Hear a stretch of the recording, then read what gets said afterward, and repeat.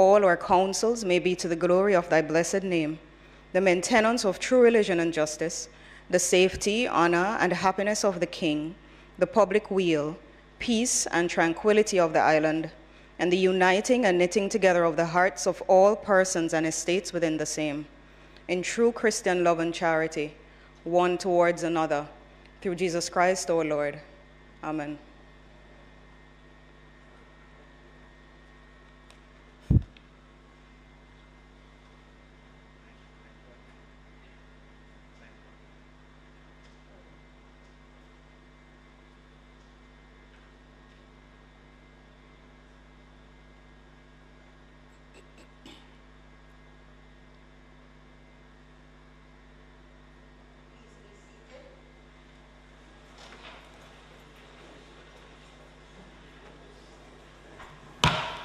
This honorable House now resumes its sitting. Call of the roll.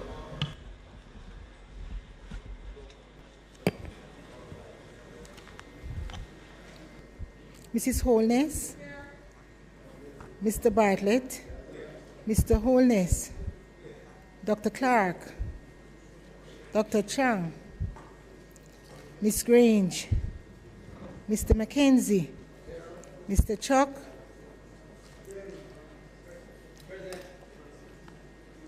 Dr. Tufton, Mrs. Williams, Mr. Vaz, Mrs. Malawi Fort, Mr. Charles, Mr. Green, Mr. Morgan, Mr. Main, Mrs. Cuthbert Flynn, Mr. Terry Long, Dr. Dunn, Mr. Hutchinson, Mr. Witter, Mr. Warmington, Ms. Smith, Mr. Davis,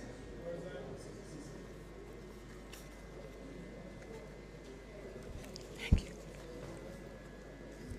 Mr. Brown, did I say Mr. Witter? Mr. Witter, Dr. Brown-Burke, Dr. Charles, Mr. Chin, Mr. Clark, Mr. Cousins, Ms. Crawford, Ms. Daly, Ms. Davis, Mr. Golding, Mr. Graham, Dr. Guy, Ms. Hamilton, Ms. Hannah, Mr. Henriquez, Mr. Henry, Mr. Hilton, Mr. Jackson, Mr. Lawrence, Ms. Lee, Mr. Miller, Mr. Montague, Ms. Morrison, Mrs. Garvey, Mrs. Nita Garvey, Mr. Paulwell, Mr. Phillips, Dr. Phillips, Mr. Robertson, Mr. Robinson, Mr. Samuda, Mr. Shaw, Mr. Siblist, Mr. Slowly, Mrs. Vaz, Dr. Wheatley, Mr. Williams, Mr. Wilson, Mr. Wright.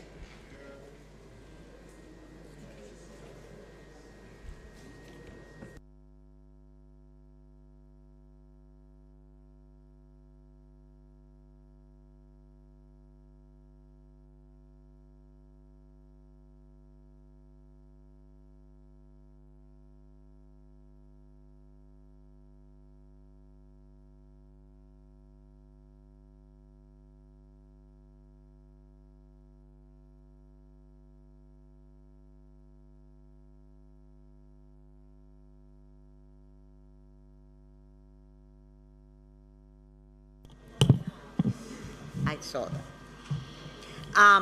This afternoon, it is, as usual, I have the pleasure and the privilege to welcome everyone to another sitting of the House of Representatives.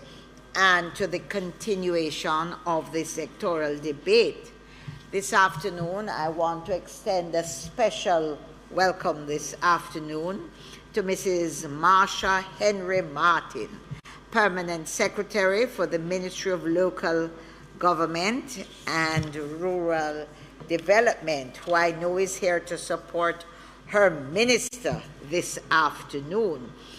And so I want to also welcome all the mayors, councillors who are here, led by none other than His Worship the Mayor of Kingston, the Honorable Delroy Williams, who is here with us this afternoon, and all our mayors and councillors, those who are here and those who I know are online watching from where they are. Minister, I know that the Mayor of Trelawney would be here, except that he's off the island. And I know all of his councillors and mayors are with him. And also this afternoon with us is our students who are here from St. Mary, who are here to support their Member of Parliament, Dr. Maurice Guy, who also will do his presentation, his contribution to the sectoral debate. Everyone who is with us in the gallery, all those joining us online, we welcome you. And students, I trust you will enjoy the sitting of the Parliament this afternoon, and you will find the presentations informative. So we now move to statements by ministers. Thank you very much, Madam Speaker. Madam Speaker, I want to join you in welcoming the members of the Ministry of Local Government and Community Development who are sharing space with us today, and also the students from St. Mary who are here. And I too want to hope that they do enjoy a very educative as well as informative session this afternoon, as they will hear from two of the most senior members of this chamber. Madam Speaker, in terms of the order for today, I'm recommending that the order paper be treated in the normal way until we get to public business, but for a recommittal to public business. And then we will have the presentations by the two members as stated. The reason being, Madam Speaker, that the sectoral debate based on the resolution that was moved would expire after 6 weeks, and therefore we would need to make a motion at a later point today for the extension for the 20th of June, when I will close. So on that basis, Madam Speaker, we're asking for a slight deviation from the norm in terms of how the order of business is carried out, so as to facilitate that motion. May it please you, Madam Speaker. Guided by the House Leader, statements by ministers, announcements. To be that item, we're going to ask for it to be suspended. We'll have a recommittal. Bills brought from the Senate, petitions, papers, reports from committees, notices of motions given orally. Madam Speaker, I beg to give notice that at the next meeting of the House I will move, whereas Standing Orders 32A1 stipulates that the sectoral debate shall last no longer than 6 weeks in each year, and whereas the 2023-2024 sectoral debates commenced on April 18, 2023, and the 6-week period will therefore expire on May 30, 2023. Be it resolved that notwithstanding Standing Orders 32A1, the sectoral debate be extended until June 20th, 2023. Madam Speaker, I further beg to give notice that at a later stage today, I will move for the suspension of the standing orders to enable me to take the motion. Questions and answers to questions? Recommittal. Members, we are going to suspend this item and ask for recommittal.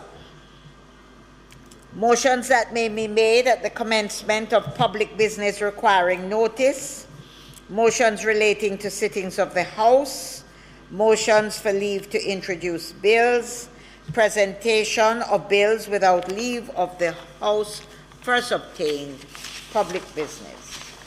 Madam Speaker, I now move for the suspension of standing orders to enable me to take the motion, notice of which I gave earlier.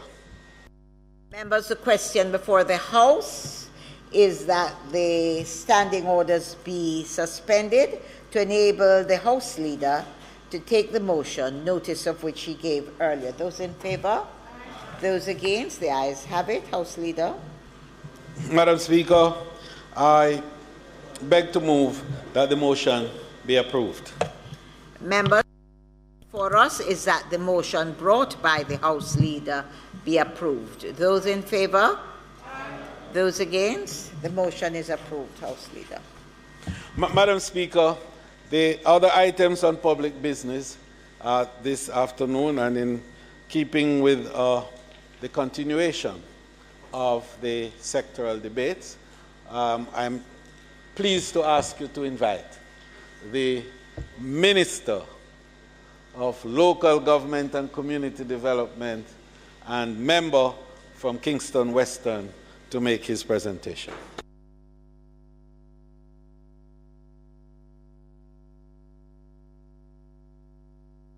I now invite the Honorable Desmond McKenzie, CD, MP, Minister of Local Government and Community Development, now to make his presentation to this Parliament. And the Minister has a heavy portfolio that concerns us all. Minister, we welcome you to the podium.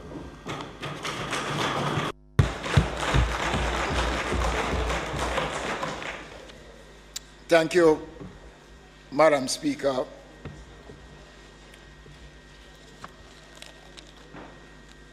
Madam Speaker, when this administration came into office in 2016, we promised on the campaign trail to change the direction of the country so that our people can have a better outcome in their lives under the leadership of the Most Honorable Andrew Holness, Prime Minister. We have worked, Madam Speaker, in a systematic way to include and create areas where we strengthen institutions to ensure economic and social growth and development. I remember a TV interview given during that campaign, which the Prime Minister at the time, or the leader at the time, made. And in those days, we used to refer to him as the teacher. Today, we call him the builder, because of his outstanding leadership of the government and country over the last 7 years. I continue to be a proud part of this team, and particularly proud of the fact that at my time at the wicket, local government has increased its value and institutions of national development. Madam Speaker,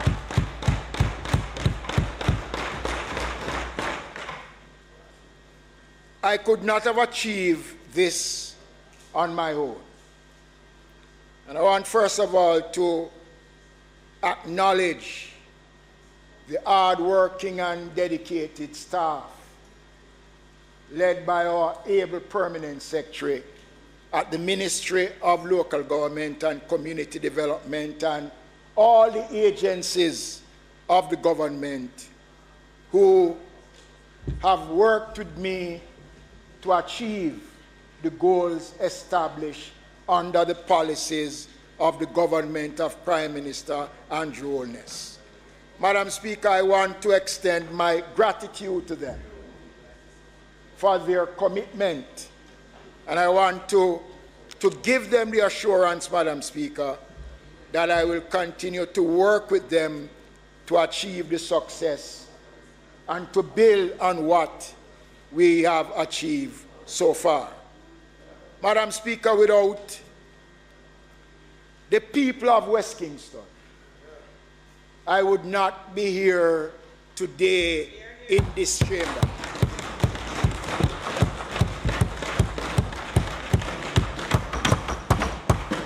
And I want to remind the country, Madam Speaker, that the constituency of Western Kingston is the only constituency in Jamaica since independence, 60 years ago, that have remained loyal to one political party, and that is the Jamaica Labour Party.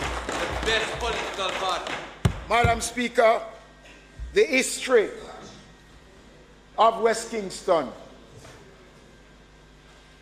is deep in the culture of Jamaica's politics. West Kingston has the distinction of producing the Right Excellent Dr. Sir William Alexander Bustamante, our first Member of Parliament,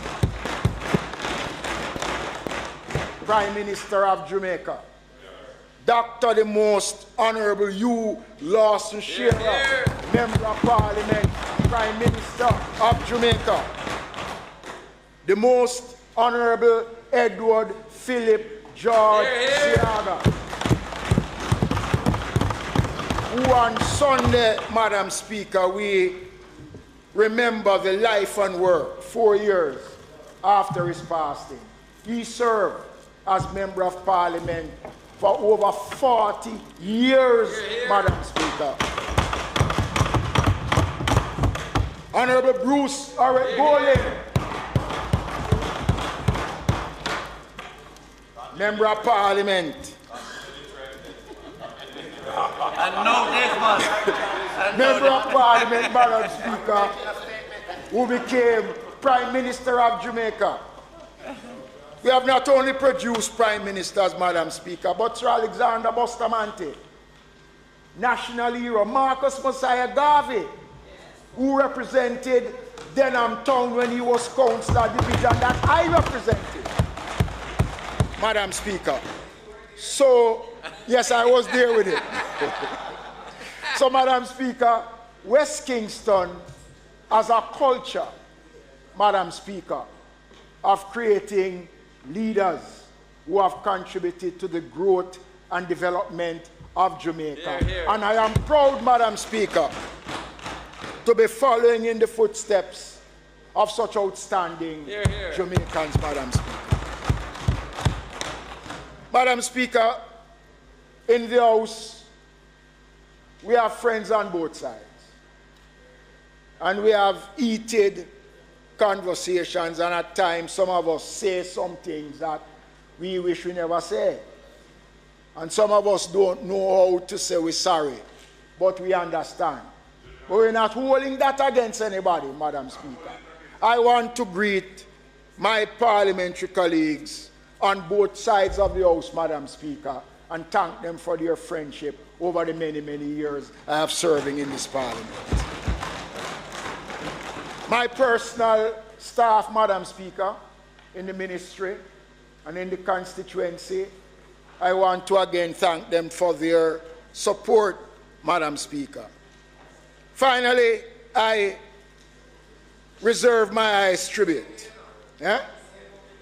to my batting partner, my wife, Marcia, Madam Speaker. Good girl.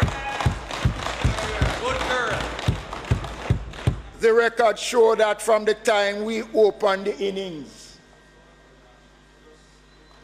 we have been at the batting crease, Madam Speaker, for 402,960 hours. What? That is 46 years not out, Madam Speaker. And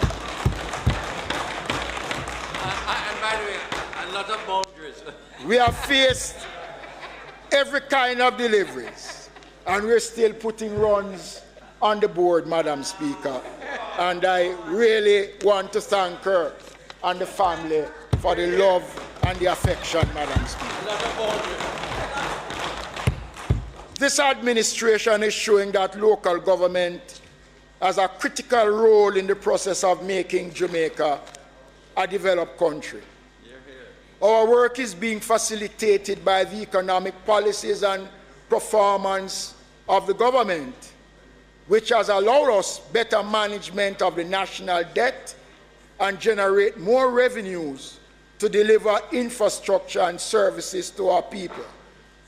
This is the only model, Madam Speaker, that Jamaica can rely on that will produce consistent development. The model ensuring the system of local government, we are confident that it is making a great contribution to the national transformation. Local government as a policy has significantly changed the lives of our people by improving, developing institutions of national resilience as well as national advancement.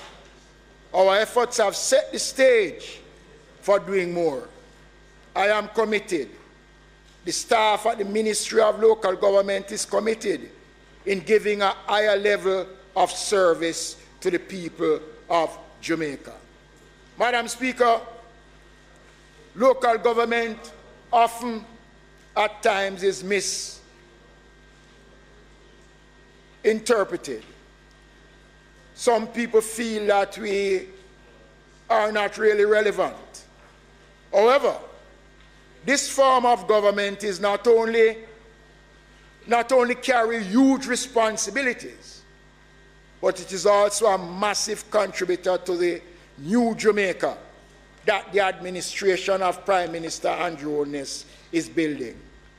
The central role of the local authorities and the Jamaica Fire Brigade in the development process is one of the most outstanding and powerful examples of local government in action, Madam Speaker. Hear, hear. And as I touch the subject of local government more also, I want to recognize the mayors and councillors, and let me say that it is councillors from both sides of the political divide that is here, Madam Speaker, in oneness, in support of local government, Madam Speaker.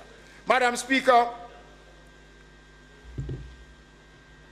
local government is adding value to the economy and the social life of the country. Construction is one of the most skill-driven, labor-intensive sector in the world. In 2022, the global construction market was valued at $12.7 trillion US dollars, employing engineers, skilled casual workers, and a wide range of goods and services, Madam Speaker, have been provided in the construction industry, and that is the case here in Jamaica. Since 2016, since this government came into office, we have received and approved 37,577 applications to a tune of $1,499,000,000 Madam Speaker.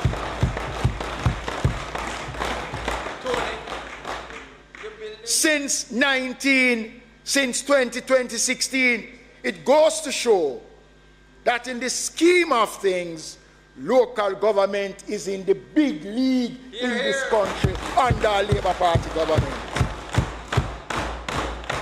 Housing projects cannot happen without local government. Commercial activities can't happen without local government. Tourism, our biggest foreign exchange earner, cannot happen without local government. There is no development, small or large, that is not subjected to the development approval process of the local authorities, Madam Speaker.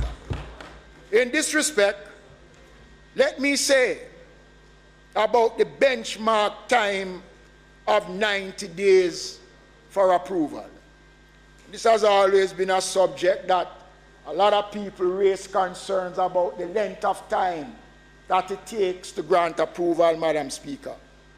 The vast majority of approvals are indeed done within the 90 days. In fact, the approval rate has not dropped below in more than 10 years, Madam Speaker. However, I must emphasize that structurally, the safety component of buildings, Madam Speaker, is our #1 priority. So we are ensuring that the environmental integrity is maintained.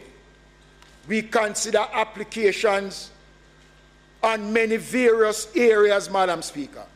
Large and complex development, such as apartments and hotels, some which are over 300 square meters in size, will take longer to assess, to be processed, Madam Speaker.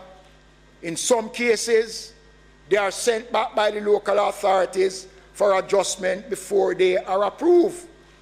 We must remember also, Madam Speaker, and I want to make the point, that many times the local authorities experience a lot of criticism because developers and others feel as if the approval process is taking too long. We must remember that Jamaica is squarely within the earthquake zone. Our infrastructure has survived these tremors and quakes because of the rigors of the development approval process. Development, public safety, and environmental integrity must all go hand in hand, and the government will never promote one element at the expense of the other, Madam Speaker. Our commitment is to ensure that we build and build safe. The development approval process continues to contribute heavily to Jamaica's economic growth. A total of 5,945 applications were received for 2022, the calendar year, reflecting an investment value of $264.8 billion Jamaican dollars, Madam Speaker. There has been an 150% increase in the number of applications received for resort developments, with 73% for large properties. There was a 5% increase in the number of commercial development applications, with 49% of these applications being for larger development. Additionally, there was a 5.4% increase in the number of large development applications submitted. I want to acknowledge again the hard work of the local authorities, the agencies that together undertake this huge responsibility critical to assessing the development application in Jamaica. And I also want to remind this Honorable House that the 3 boards established under the Building Act, the Building Practitioner Board, the Building Appeals Tribunal, and the Building Advisory Councils are all in operation and is available to the public to use, Madam Speaker. Madam Speaker, in 2020, the ministry was assigned rural development, where we got rural electrification and rural water. The expansion of electricity was another area in which local government did a fantastic job, Madam Speaker. Within the 2 years that we had responsibility for rural electrification, some $600 million was spent through the government community electrification project to provide house wiring support, pole line expansion in vulnerable rural urban communities. Over 10,000 individuals from 2,500 households in 30 communities have benefited from this program, Madam Speaker. The Jamaica Social Investment Fund, by way of a memorandum, undertake the program on behalf of the Ministry of Local Government. And I want to thank JISTV for the work that they did for the 2 years that this project was under the ministry. The network of pole lines was established and designed and was completed. Over 5 kilometers of lines. One area that benefited in the last financial year was Green Mountain in Trelawney, where 2 kilometers of pole line infrastructure was installed at a cost of $30 million. It is significant. It is a significant milestone, Madam Speaker, because the residents in that community for more than 45 years never had the service, thanks to the government of Prime Minister Andrew Holness. Rural water, Madam Speaker, was another entity that came into the ministry. The government is now centralizing the work of water across the country. So rural water has now gone back to the Ministry of Economic Growth and Job Creation to expand the wider network of water service that the government will be embarking on over the next 2 years, Madam Speaker. Madam Speaker, while rural water, and I want to say that entity for me is one of the most outstanding entities in government in Jamaica that nobody speaks about. And I want to say to them, Madam Speaker, that they are a gift to this country, and we should be proud and appreciate the work of rural water. It is an outstanding entity, Madam Speaker. Since 2020, they did a fantastic job, Madam Speaker. They made significant contribution in establishing water systems across the country. Watermount, Penlucky Valley in St. Catherine, Portland Cottage, Rocky Point in Clarendon, Mango Valley in St. Mary. And all of this, Madam Speaker, was done at a combined cost of $446 million, with 20,000 people in these communities are now enjoying reliable access to potable water as we speak, Madam Speaker. As we speak, there are 6 communities that we will conclude the work that was started, Madam Speaker. And I'm talking about Banga Ridge, Cornwall Barracks in Portland, Pear Tree Grove in St. Catherine, Maho in St. Elizabeth. Over 5,000 people, Madam Speaker, will benefit from these projects. Rural Water Limited has rehabilitated catchment tanks, installed water harvesting system in various communities, and especially, Madam Speaker, many rural schools in Jamaica have benefited from water harvesting from this country, from them, Madam Speaker. And I want again, Madam Speaker, to express my gratitude for the period of time that I work with rural water. As I indicated in my last presentation, work is in full progress at Chambers Pen in Hanover in the pilot project for rural development. In addition to the house wiring and the roads and the educational infrastructure and other areas, the provisions of potable water is a key feature of the project.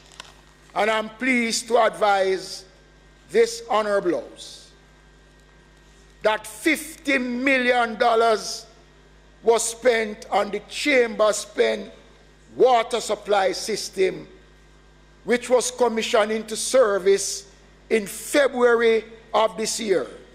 As a result, 1,500 people in 300 households have access to 52,000 gallons of fresh water in their pipes every day, Madam Speaker, in Chambers Pen.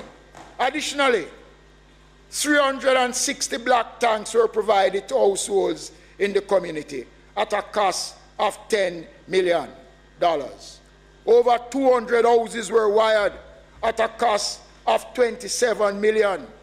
The Chambers Pen Basic School will be rehabilitated at a cost of $20 million, Madam Speaker. And I am to tour the primary school with the Minister of Education. We have built a brand new school, Madam Speaker, in Chambers Pen under the Rural Development Program. The Ministry of Agriculture played a significant role because it is a strong farming community, Madam Speaker, where a significant number of farmers in that community are females. We have built indigent houses, Madam Speaker. We are spending $84 million, Madam Speaker, in constructing new roads in Chambers Pen as a part of the rural development strive of the government, Madam Speaker. Progress. One of the most important responsibilities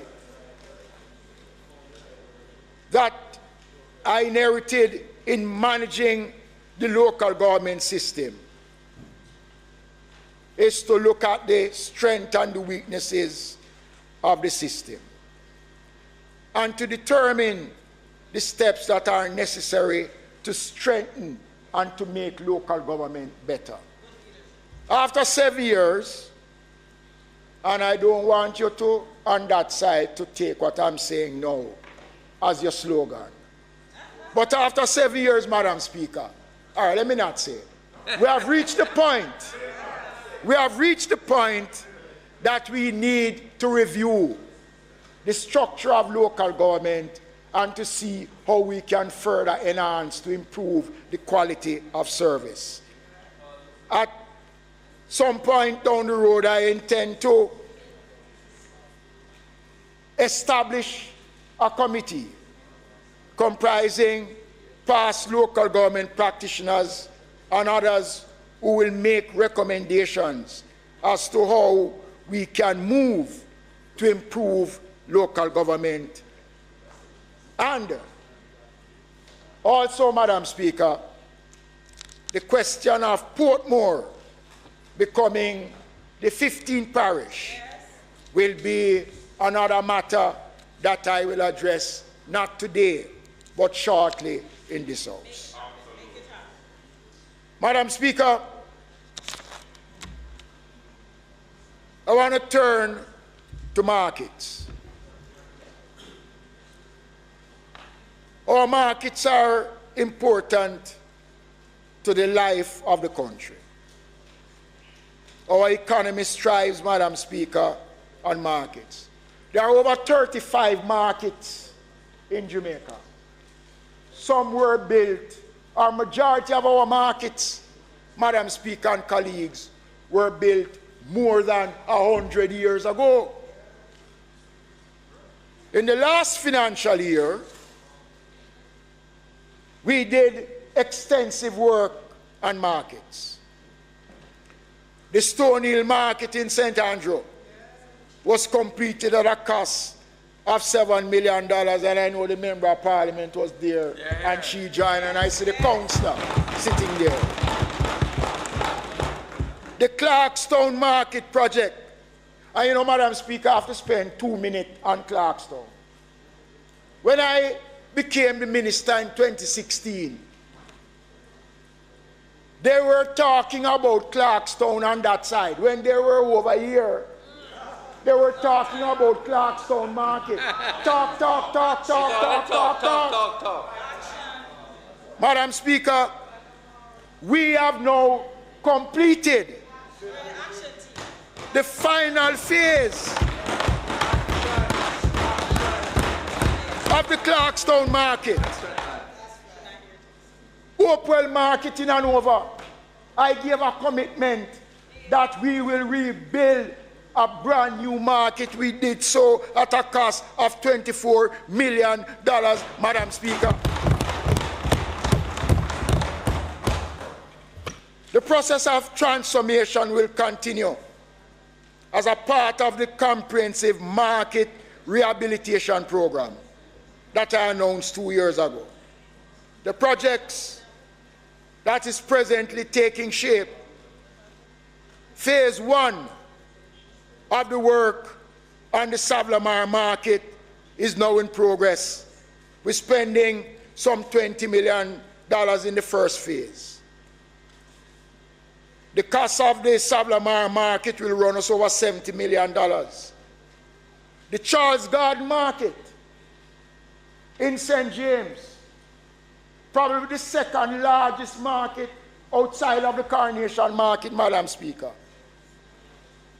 We are going to be spending over a 3-year period $180 million to renovate or to put a new look Charles Garden Market in the heart of Montego Bay.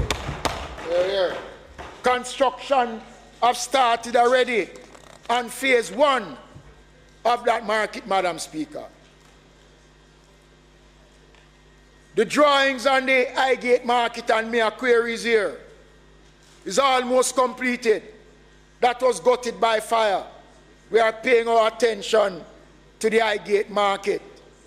The people of Alexandria, your wait is coming to an end because the funds will be provided in this financial year for the Alexandria Market in St. Anne. Madam Speaker, the Buff Bay Market in Portland, the first phase of that market, the first phase of the work will commence. The Member of Parliament is not here, but of the estimated costs that the Ministry of Local Government will put up, the Member of Parliament for West Portland has indicated in a letter to me that he will make available from his CDF an additional $5 million to help with the renovation of the Buff Bay Market. Madam Speaker, the struggle to build out and maintain a modern network of markets is intense. We grapple with the reality of markets being burnt down in whatever circumstances. We have to work to build new ones. As you are aware, that work to rebuild the Highgate Market, which was burnt last year, as I mentioned, is on in earnest.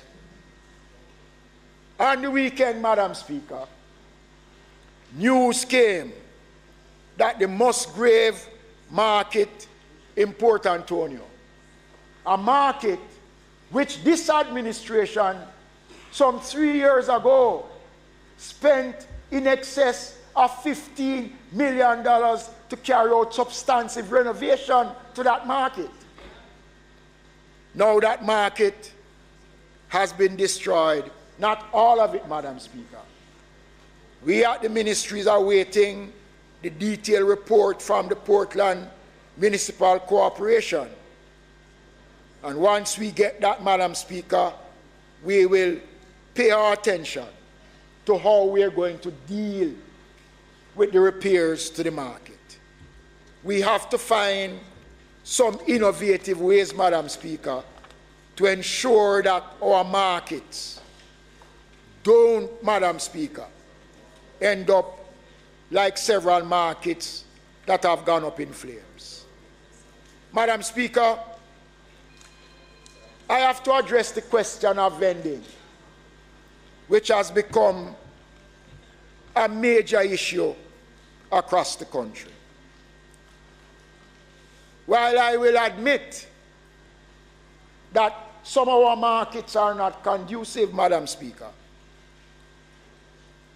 and while we are working and we have done significant amount of work on markets, building new markets, so there's no denying, Madam Speaker. But you know, Madam Speaker, I'd like to be a little mischievous. If those people who continue to be critical of government policies, when they were at the wicket, if they were paying attention to the state of our markets, we would not be in the predicament that we are today.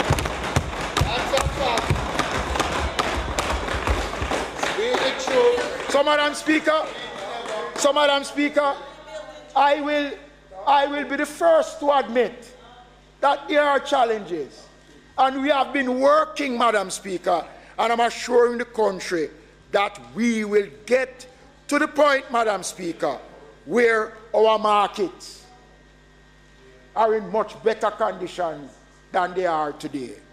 Vending is a problem. It is a law and order issue, Madam Speaker. I had a meeting today with the Mayor of Kingston and the head of the National Solid Waste Management Authority in regards to the issues in downtown Kingston. I will say, Madam Speaker, that we will shortly be making some announcements as to the approach that we are going to be taking. We are going to, Madam Speaker, look at the issues of vending in our major town centers across the country.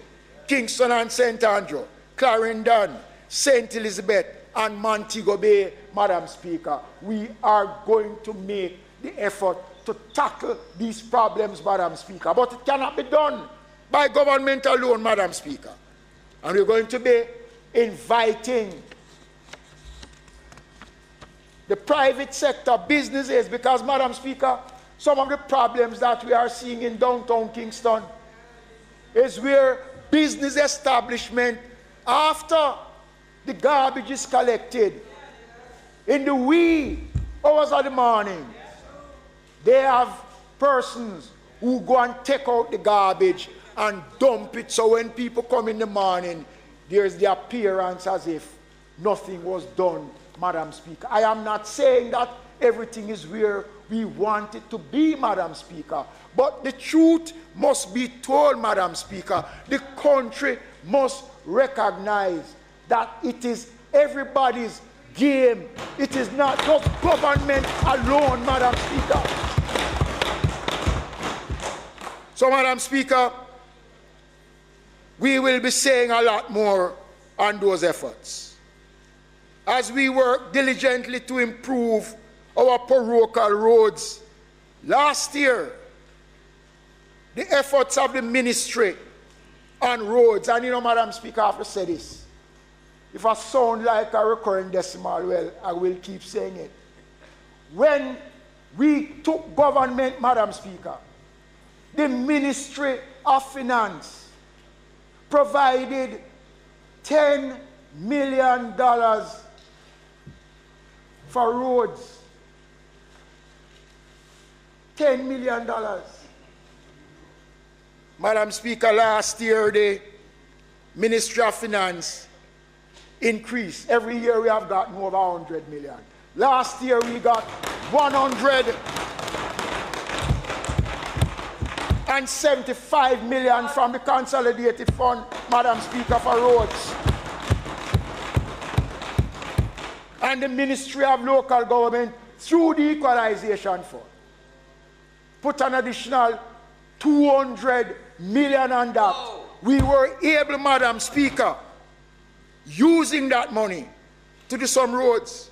Not all the roads, but I can just mention a few of the roads that were done.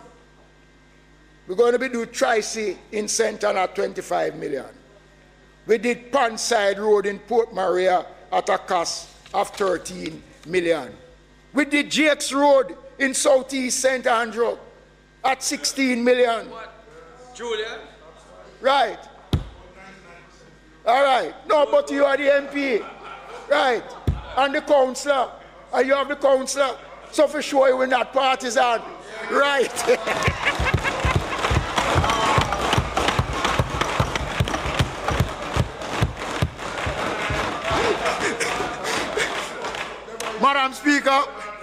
Madam Speaker, I talk about Miss Velma in Lennox Bigwood, in Westmoreland, Madam Speaker.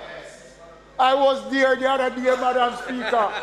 I'm going back shortly to walk and to open the brand new road, $42 million in Lennox Bigwood.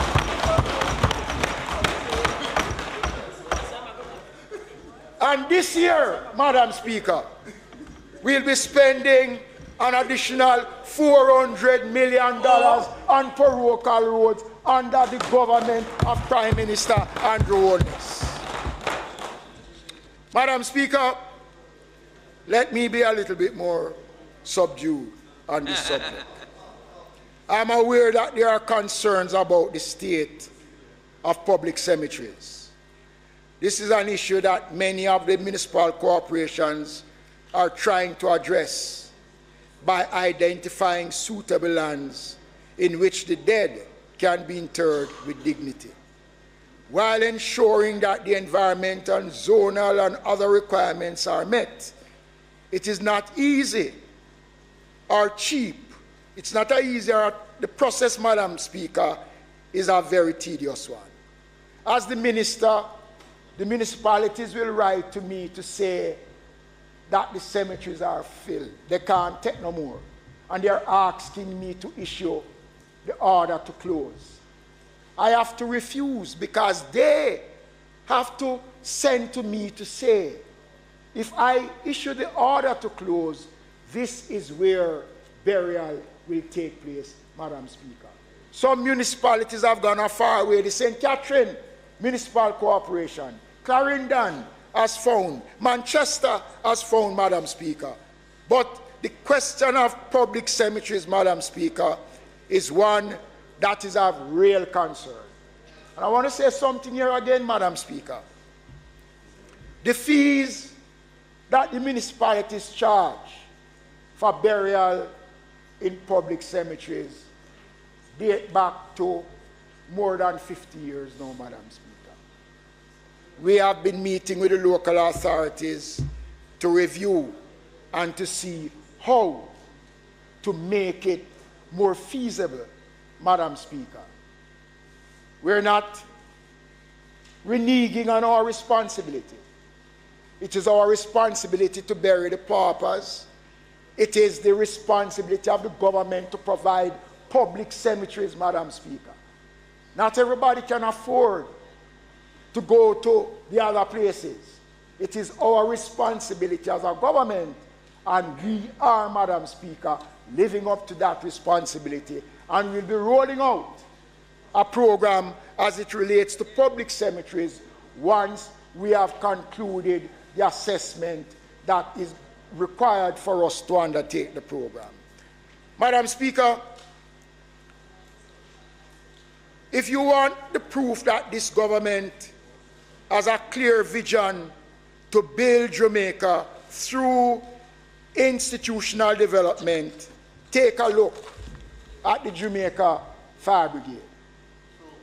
Madam Speaker, the Jamaica Fire Brigade is over 150 years old, and its firefighters and staff have a proud history of serving Jamaica. However, the level of investment in the brigade over the years, Madam Speaker, was nothing to talk about. Before 2016, Kingston and St. Andrew, where the York Park Fire Station is, that was the headquarters of the Jamaica Fire Brigade, the largest in the country. Up to 2016, York Park had only 2 fire trucks serving Kingston and St. Andrew. 2. Kingston and St. Andrew. 2 fire trucks. 2 fire trucks, Madam Speaker. Madam Speaker, over the entire period of the administration of the former government, Tell them.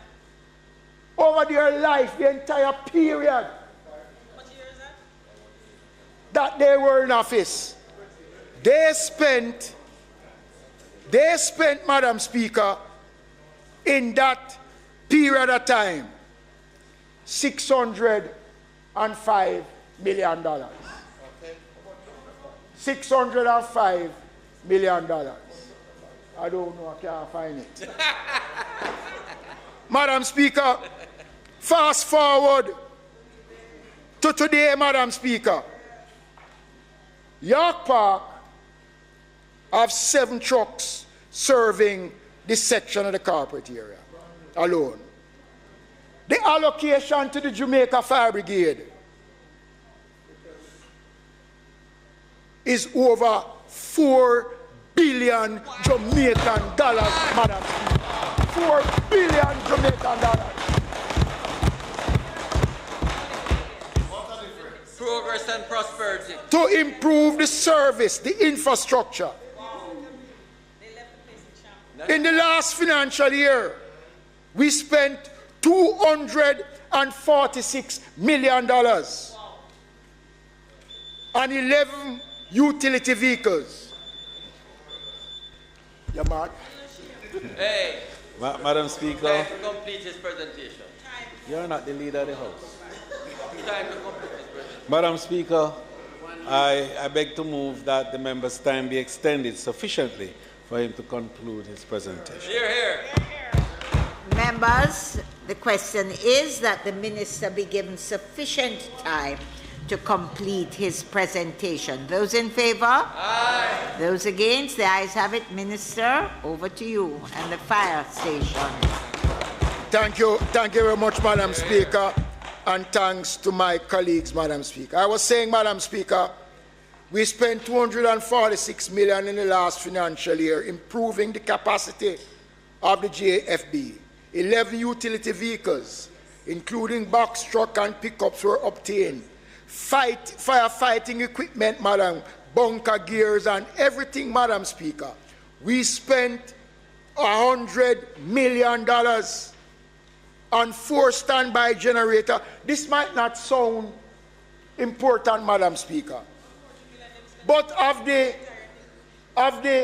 all the fire stations in Jamaica, only one up to 2016 had a standby generator, and it was York Park.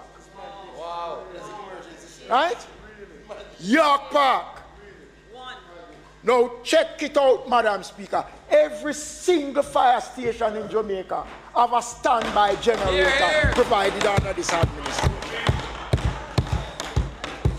Madam Speaker, They did. we have expanded the technology of the Jamaica Fire Brigade. When we had the recent bushfires, Madam Speaker, the JFB rollout drones, they were able to use technology to spot the fire work with the Jamaica Defense Force in putting out the series of bushfires, Madam Speaker. We spent $14 million, Madam Speaker, in providing this, and we are going to provide more drones to the Jamaica Fire Brigade to improve their capacity using technology. Madam Speaker, the country must appreciate the role of the Jamaica Fire Brigade. And I want to cool down a little. In obtaining modern equipment and the latest technology to protect life and property, let me put into the record of this Honorable House the estimated value of properties currently at risk from fire. It is estimated, Madam Speaker, that $335 billion is at risk from fire. That is coming out of the Jamaica Fire Brigade. In the calendar year 2022, $8.8 billion worth of property was destroyed by fire. At the same time, the work of the Jamaica Fire Brigade have saved over $327 billion worth of properties from fire, Madam Speaker. That is a tremendous effort on behalf from a team, Madam Speaker. It is intended in the next financial year, Madam Speaker, since we are building high-rise buildings all over Jamaica, going up now, we're stepping up, moving from 10 and 12. It is intended in the next financial year to obtain fire trucks with the latest features to respond to the expanding infrastructure being constructed around the country. One of the critical features of these trucks, in their specialty, the extended ladders, which reach 20 floors or 2,000 feet. Currently, the brigade have in its collection trucks that can go up to 10 floors or 104 feet. These new trucks, Madam Speaker, will cost approximately $250 million each. And we will be assigning the first 2 units to the city of Kingston and Montego Bay, which have a significant number of high-rise buildings. Ultimately, more units will be assigned to regions with the buildings that require their presence, Madam Speaker. When it comes to infrastructure development, new fire station was built in Old Harbour at a cost of $60 million. The member from Southwest was there. It was officially opened in April 2022. Ground has already been broken. The framework for the Ulster Spring Fire Station, the money is there, Madam Speaker. Shortly, that will kickstart. In this financial year, phase 3, or in the last financial year, the member from Southwest St. Elizabeth, phase 3 of the renovation of the Black River Station was completed at a cost of $9.8 million. 3 fire stations, Madam Speaker, let me get back into an upbeat mode. In Montego Bay and St. James, they broke ground on 8 occasions to build 1 fire station, Madam Speaker. 8 times. 8 times, Madam Speaker. 8 times. We broke once. The member then from Central Clarendon, who was the minister in the office of the Prime Minister at our JISTV, I wasn't there. He broke the ground. And that ground that was broken by the member from Central Clarendon, the Prime Minister and myself opened that brand new fire station, a hotel-looking fire station in Montego Bay, Madam Speaker.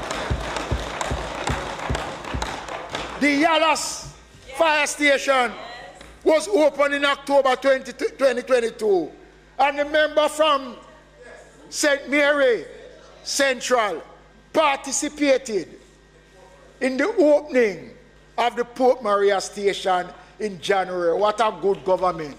Here, here. Here, here. Hey, Maurice, look. You see? Madam Speaker, on another note, while we applaud the efforts of the Jamaica Fire Brigade, there are serious areas of concerns. The official term for these acts is known as malicious false alarm, calling about crank calls that is being made to the Jamaica Fire Brigade. And I want to tell you an unfortunate incident, Madam Speaker. In the height of the bushfire, the Stone Hill Fire Station received a call, and they responded to a call going all the way to St. Mary to put out what was then deemed to be a fire. Another call was made, Madam Speaker, to the same Stone Hill station for a fire which is literally 5 minutes away from the station. They could not respond because they went all the way to St. Mary on what was a prank call, Madam Speaker, and a genuine case could not have been responded to. By the time the truck left Kingston to go up there, Madam Speaker, the place was burned to the ground.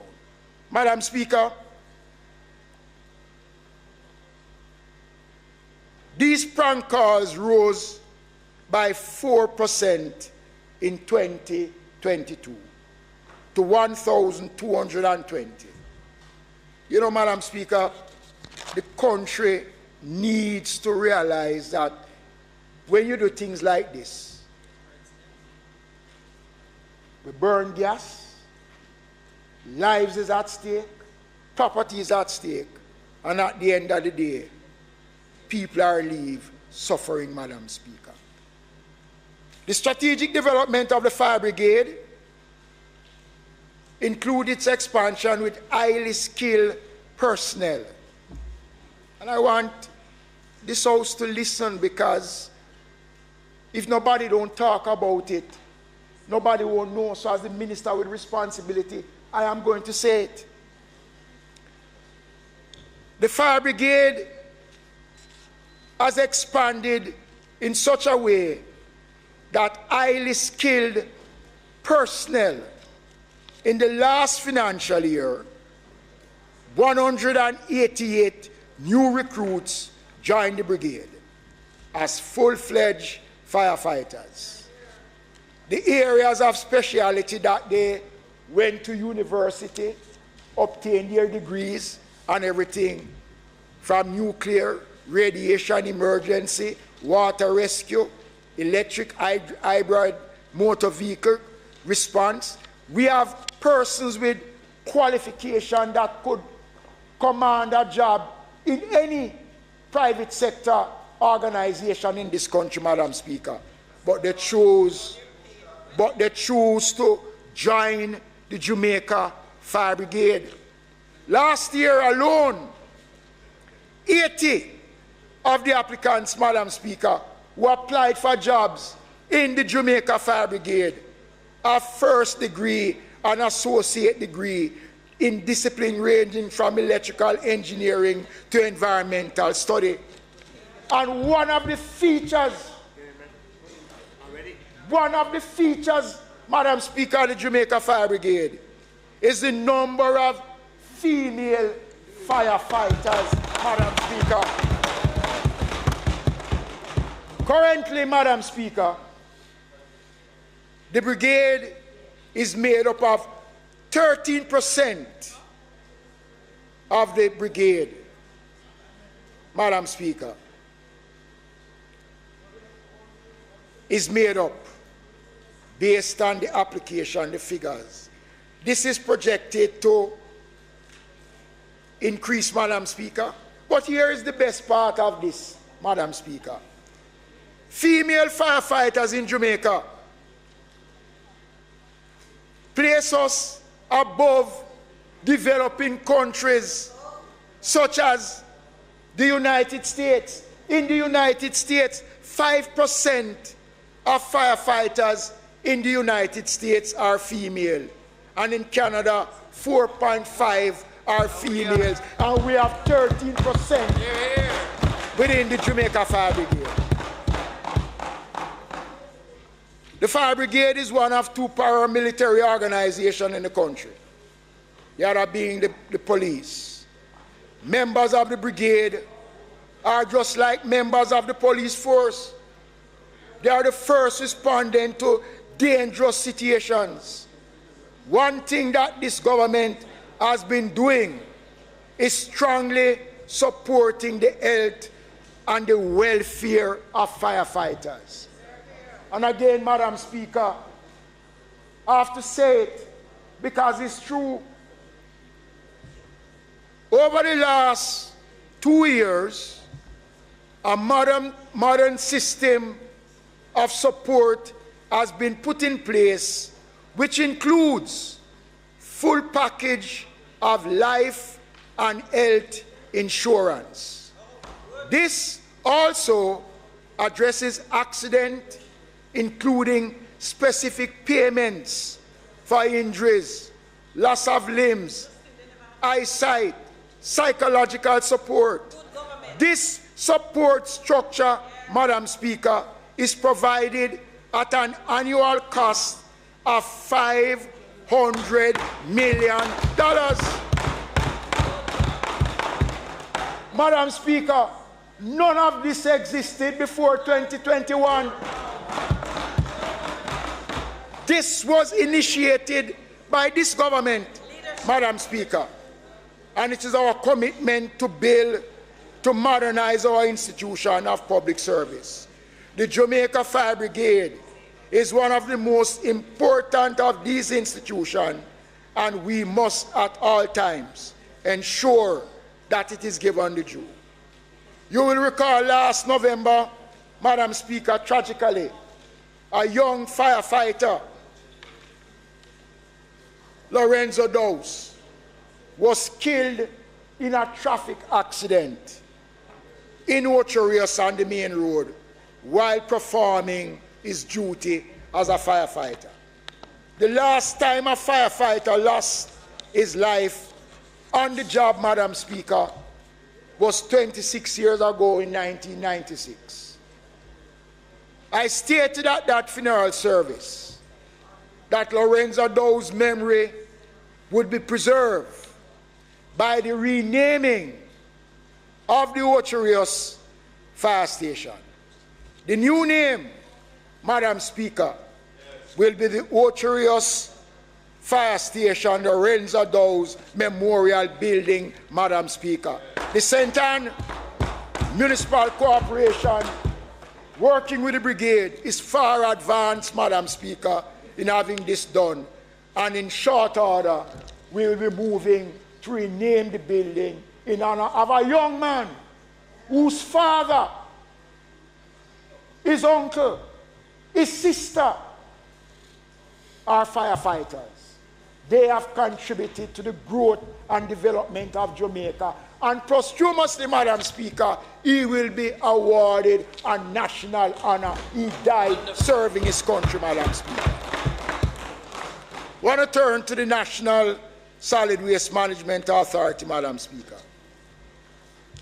The transformation of the National Solid Waste Management Authority from a story of shame to a story of success is a study in outstanding public administration.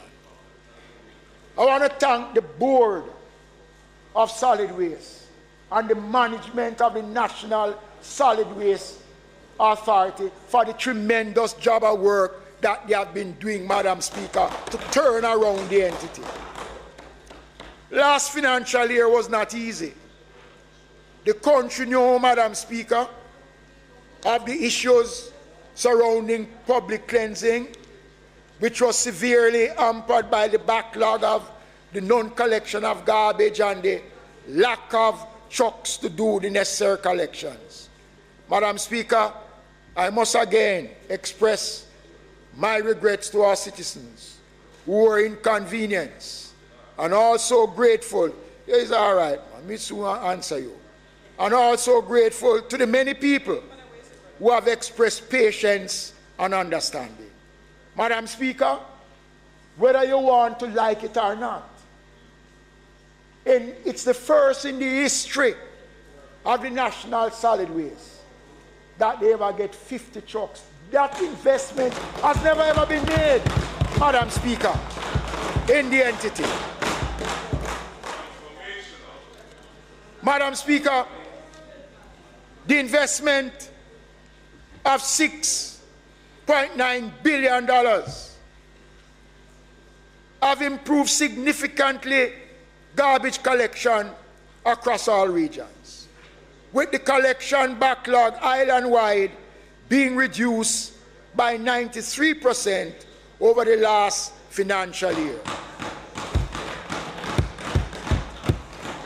More than 89 million tons of solid waste was collected.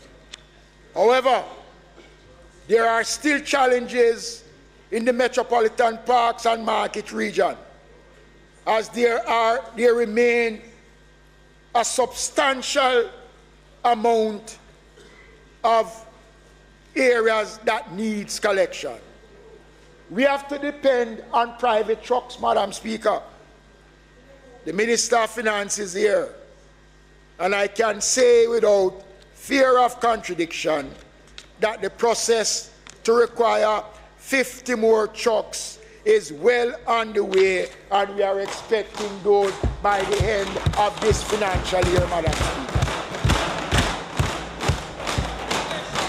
The management of non-degradable waste is a special area of focus, Madam Speaker. The MSW may continue to implement plastic separation projects across the island, with the latest being launched in Rocky Point in Clarendon in February 2023, and a similar project will be launched in Manchester and St. Elizabeth in this financial year. Important progress is being made.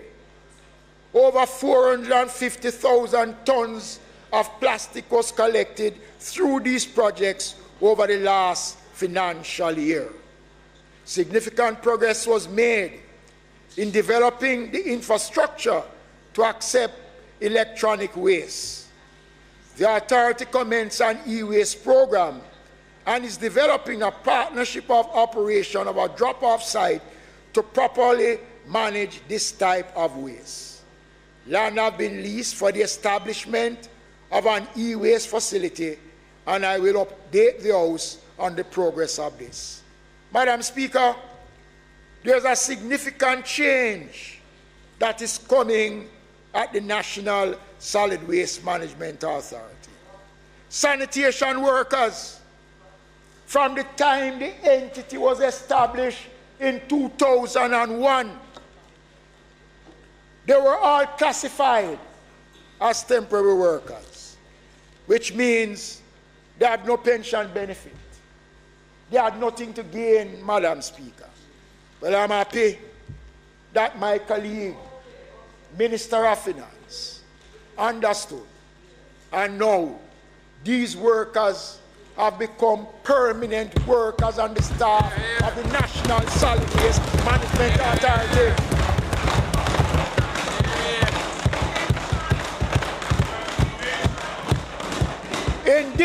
In this financial year, we have put an end to the wrong that these workers were subjected to. And if the truth be told, it was this administration that brought dignity and substance to the solid waste workers.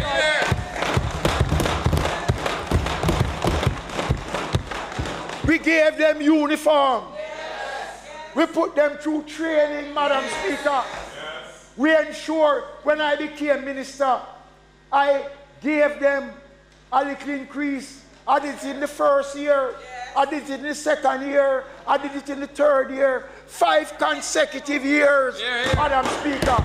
We gave. And now, they're pensionable. They are pensionable under caring and understanding government of Prime Minister Andrew Holness. And we don't just talk about it, Madam Speaker, because we can talk. We deliver, Madam Speaker. We are a government of performance. So, Madam Speaker, we maintain that there are persons in the society who is hell-bent on destroying the country. In the same breath, I must once again condemn the brazen gun attack on an employee of the National Solid Waste Management Authority. 2 of them. One has died, and we thank God that the other one is recovering from gunshot wound. Madam Speaker, this man was killed doing a job that many Jamaicans look down and would not want to do it. But we remember his life. And this administration will ensure that his family, his children, are able to complete their education. We cheer, Madam Speaker.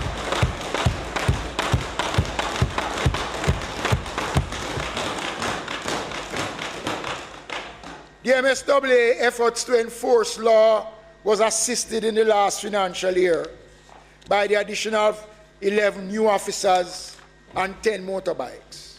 It might sound little, but it has an impact.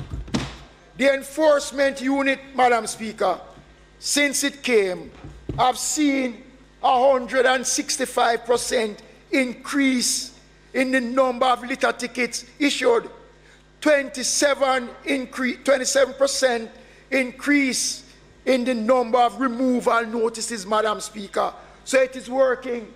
So when we give them some more bikes and increase the capacity of these officers, we will see further reduction, Madam Speaker.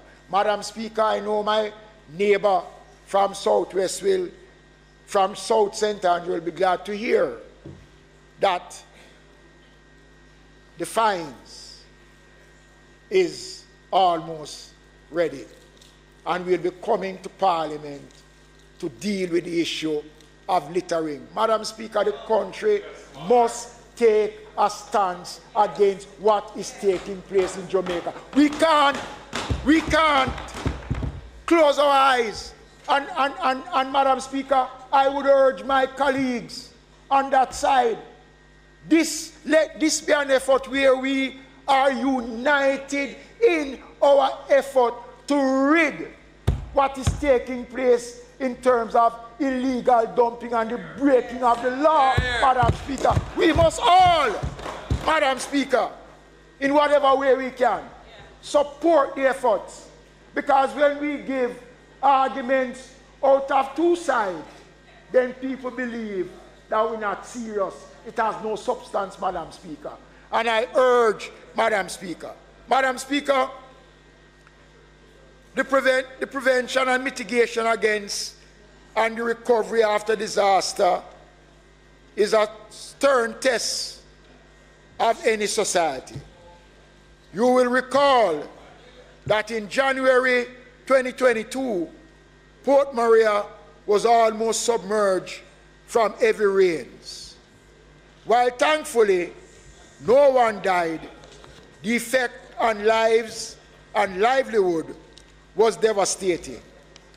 Over 800 households and businesses of various sizes were affected.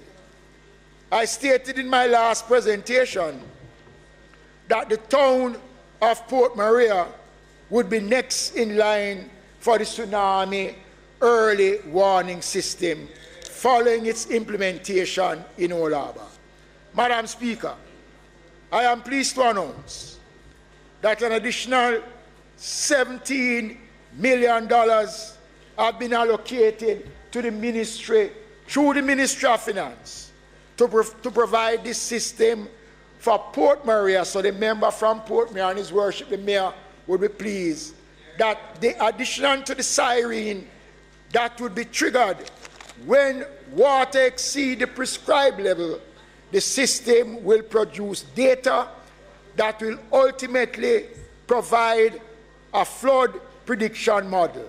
ADPEM will collaborate with the National Works Agency, the Meteorological Service of Jamaica, and the Water Resources Authority of Jamaica to implement the system. This system, not trumpet bell. This system is a vital complement of the Community Flood Alert System Improvement Project. As the name suggests, a flood alert system is a mechanism that develops information to inform people in flood-prone areas that flooding is possible or imminent. When the threat occurs, the system will give an alarm so that preventative action can be taken. In the last financial year, the flood alert system was implemented at Benson Fording in St. Andrew and Anion Town and Alley in Clarendon. I was there with the member from South Clarendon and the councillor from Southwest and the councillor recently. The first phase of the project include the erection of a public education warning sign community flood gauge, which will show the movement of water level and the stage of danger where were installed. Madam Speaker, traffic control gates were also built at Alley Bridge, and ADPEM held consultations with residents in these two communities so that the community engagement response team can be formed. The final phase of this project include the installation of a remote flood monitoring system. This phase is expected to be completed about now, Madam Speaker, to coincide with the start of the hurricane season.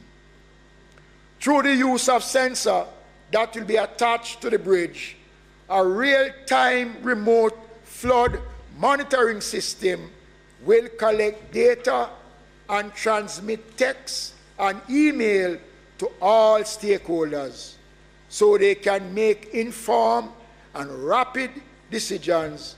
This real-time alert system will feature horns, lights, so that the people in these vulnerable communities can hear and see the danger at hand.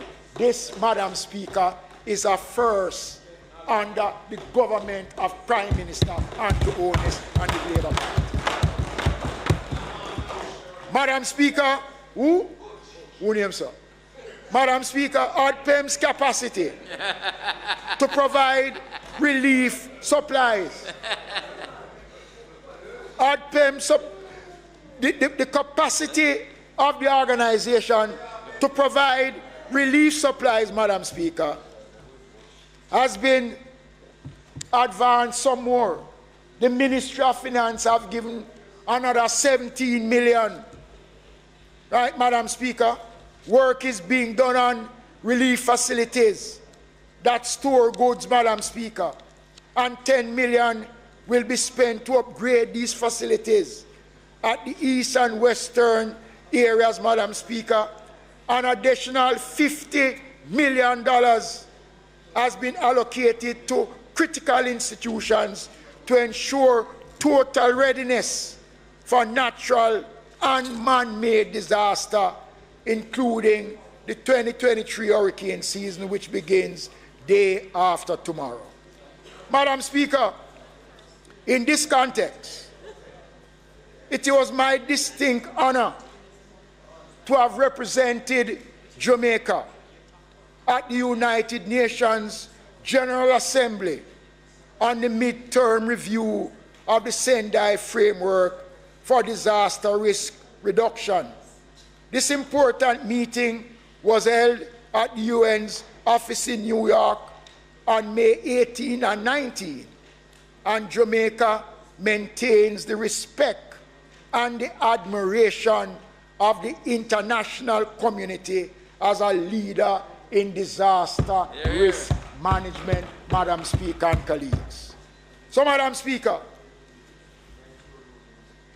we cannot talk about the role of institutions in national development without including the Social Development Commission.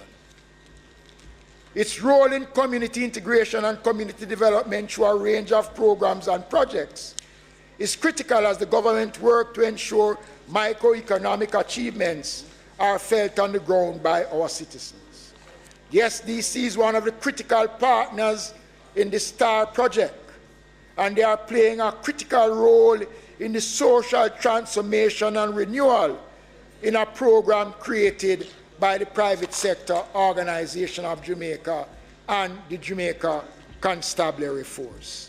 Madam Speaker, the role of the SDC has been enormous, and I don't have to go through all the achievements of the SDC. But one thing I can say, Madam Speaker, that the Social Development Commission, as I indicated last year, has commenced a comprehensive community center program, Madam Speaker. And this community center program, Madam Speaker, has been streamlined to target community centers. As a result of that program, 41 summer camps were held across the island, with over 2,000 children participating in these events. Madam Speaker, this year, the SDC has been provided with substantial financial resources to operate community centers, Madam Speaker, and we will be rolling out those programs within short order.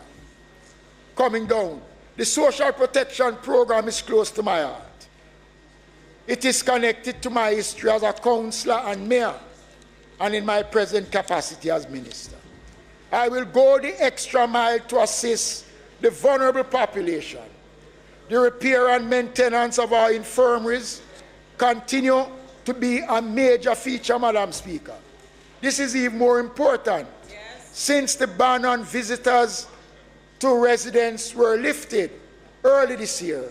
Since then, Madam Speaker, we have seen a significant increase in the number of new residents in our infirmary. Major repairs were carried out at the Trelawney, St. Thomas, Vineyard Town, and Denham Town Golden Age Home at a cost of $35 million. Rehabilitation work was done on the Manchester, Hanover, and the George Abrams Home in Augustown at a cost of $28 million. 2 male wards at Westmoreland and Portland Infirmary were completed. 2 therapeutic parks were constructed in St. Mary and in St. James at a cost of $12 million. This year, $15 million will be spent to build a new matron quarters at the Hanover Infirmary and a therapeutic park for $5 million.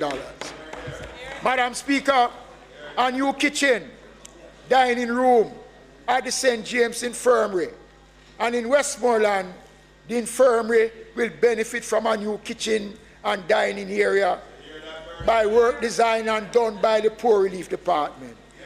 The St. Anne Infirmary will receive some $15 million to ensure that facility is up to speed, and the Trelawney Infirmary will be rehabilitated, Madam Speaker.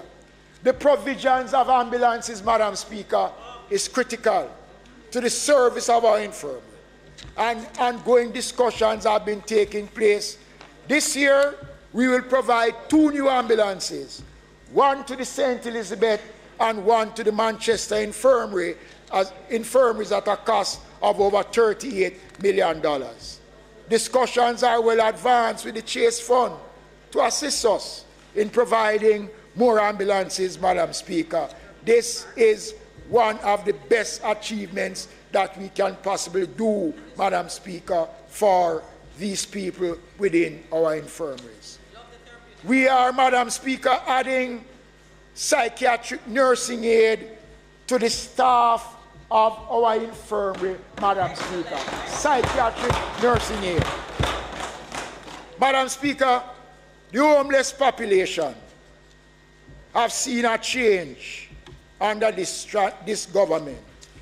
We've seen the center on King Street built at a cost of $40 million, and we have provided another $35 million for phase 2 of that work, Madam Speaker. 35 persons will benefit in the first phase, and an additional 30, Madam Speaker, an additional 45 will benefit in the second stage. Work is well advanced on the Negril shelter. Recently, I opened the shelter in Falmouth to accommodate 20 persons, Madam Speaker, and the Clarendon night shelter, which is completed, will facilitate another 25 persons. Madam Speaker, there is an issue that I need the country and this House to join me in condemning: the brutal attack on our homeless population, where they are being murdered and badly beaten, Madam Speaker, by heartless Jamaicans. Last year, between January and April of this year, 20 homeless men were chopped, shot, set on fire. 1 killed. 8 was attacked in Kingston, in St. Anne, in St. Mary, and in Portland, Madam Speaker. One patriotic Jamaican answered the call, gave information, and 5 criminals have been arrested and charged. I want to thank that Jamaican for coming forward and provide information, Madam Speaker. Madam Speaker, our indigent housing program continues to be glowing, Madam Speaker. I will not go through the list because I need to hear what my brother from St. Mary have to say. But there is the book of performance of the ministry that tells you in detail what this administration under local government has been able to achieve. But, Madam Speaker, there is one aspect of poor relief that I want to touch on before I conclude. There is a beacon of hope, young beacon of hope. Children of families served by poor relief. Madam Speaker, I am very pleased with the work of the Board of Supervision and the Poor Relief Department. What they are doing for the families and the children in terms of education. The ministry is committed to the scholarship program for outstanding students from these families. In the last financial year, we spent some $2.7 million in giving grants for these young people, Madam Speaker. The annual sermon recognized the students who excel academically was held in March of this year. 48 students were awarded for outstanding achievements in PEP, CAPE, and other examinations, Madam Speaker. But, Madam Speaker, despite all of this, I am pleased to announce today that these students who are attending tertiary institutions in Jamaica who find it challenging, the government of Prime Minister Andrew Holness, under the poor relief, will be providing a grant of $50,000 for over 100 students from poor relief attending tertiary institutions. Madam Speaker, in concluding, Jamaica that we are living in now is not the same as we inherited in 2016. Despite the challenges, it is better today than it was then.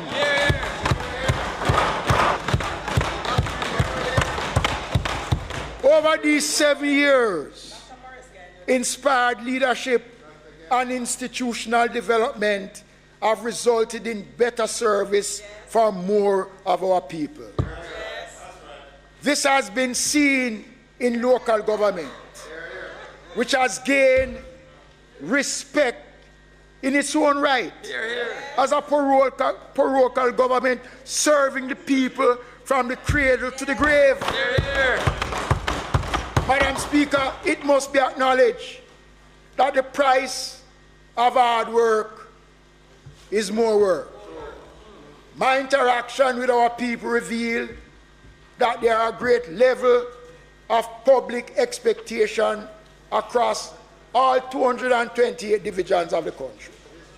People are saying that they appreciate what has been done, and they are asking us to continue and to stay longer to do it. Long. They are saying that the government, we did a great job in keeping Jamaica stable through COVID. But now they want to see us move a little quicker to reapply. The one main task that they are asking is for us to take the country upwards into prosperity while ensuring that no one is left behind. Madam Speaker, the government is seeing, the government is listening, the government accepts that these instructions from the people. The Ministry of Local Government, therefore, is resolved to intensify its contribution to national development. Accordingly, Madam Speaker, giving that proper housing is fundamental to human dignity, especially in the case of our indigent citizens. The Social Protection Program will be boosted with an allocation of $73 million to construct more concrete indigent housing across Jamaica, namely Chambers, Penanova, Cheswick in St. Thomas, and Banks in Clarendon. Madam Speaker, greater institutional capacity is needed for the National Solid Waste Management Authority to further improve service delivery. Therefore, US $6.9 million will be spent this year to obtain an additional 50 garbage trucks. Madam Speaker, the modernization of the Jamaica Fire Brigade will continue this year with the recruitment of 200 additional firefighters at a cost of $125.5 million. This money is a part of an additional $640 million. The Jamaica Fire Brigade has been given an additional $640 million in this year's budget, Madam Speaker. Madam Speaker, we are not only giving them the money, fire prevention is a key component of it, and the Ministry of Finance appreciate that, Madam Speaker.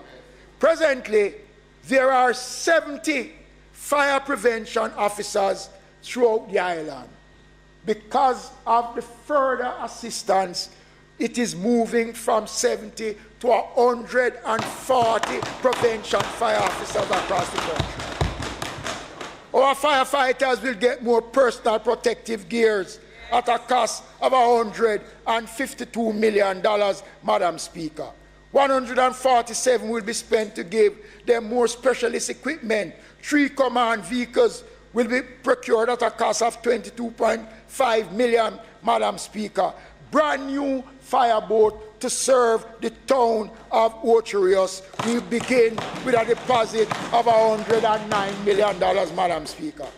This year, the network of fire stations will be expanded and improved. The new fire station will be built in Balaclava and St. Elizabeth at a cost of over $20 million, Madam Speaker. a new fire station is to come on stream in Lionel Town in Clarendon, which will cost over $90 million, Madam Speaker. 70 million will be spent on upgrading the Anato Bay Fire Station. The York Park Fire Station, Madam Speaker, will get some benefit. But later on in the year, you will hear about what is going to be done to the York Park Fire Station under the government of Prime Minister Andrew Holness. Madam Speaker, the renovation of the Halfway Tree Station, the Buff Bay Station in Portland. Water, Madam Speaker, is a source that we can't do without. We completed a water shop in Commodore, Mile Gully in Manchester. Last year, we heard the cry for more water from communities in Manchester. Accordingly, new water shops will be built in Porus, Somerset, at John's Hall at a cost of $36 million. Madam Speaker, the one in John's Hall that we're building has a capacity of over 30,000 gallons of water. It's the largest water shop that we have undertaken, and nobody can tell me can't go to go open it because we build it.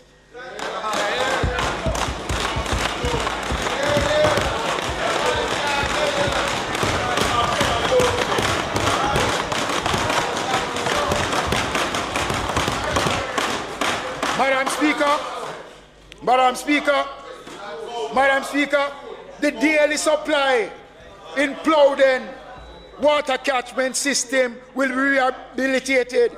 Finally, Madam Speaker, we are ramping up rural development.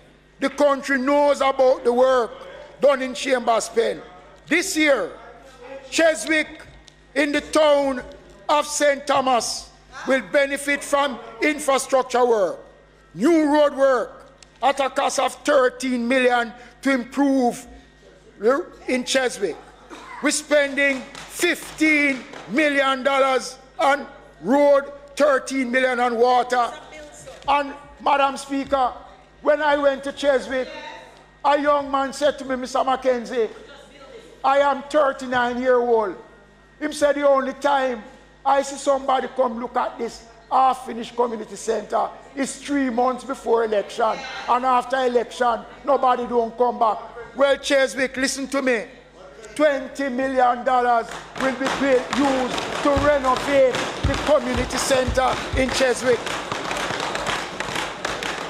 Eight indigent houses at a cost of $50 million will be built in Cheswick in St. Thomas for the indigents. More to come, the community of banks in Clarendon, which I toured with the Member of Parliament from Southwest and the councillor.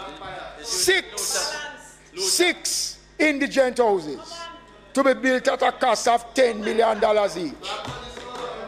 The rehabilitation of the basic school, and I have already written to Minister Williams on the matter. We will be taking care of that. For the first time, Madam Speaker, we are going to be building from the ground a brand new state-of-the-art community center in the community of banks at a cost of $45 million, Madam Speaker. Madam Speaker, this is a government of performance.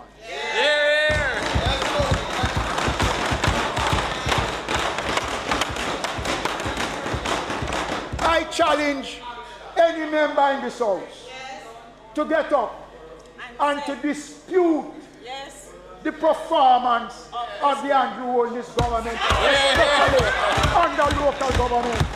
Madam Speaker, the administration is midway at the midway mark of its second term, given to us by the people. Much has been done. Much more needs to be done, and much more will be done.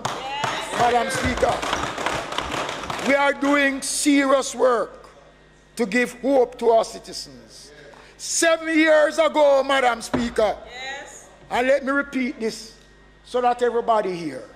7 years ago, the people rejected empty, trumpeted promises and elected to be saved by the bell.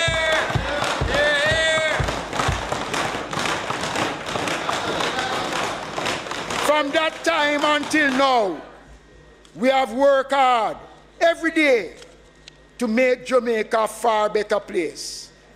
We will be increasing and proudly call Jamaica home.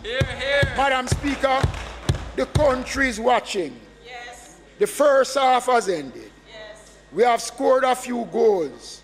We will not be complacent, Madam Speaker.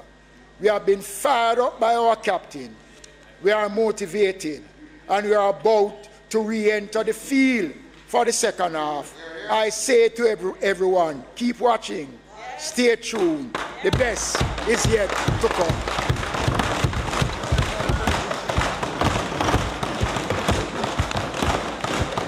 Great. Big up there, folks. Big up yourself. Great. Saved by the best.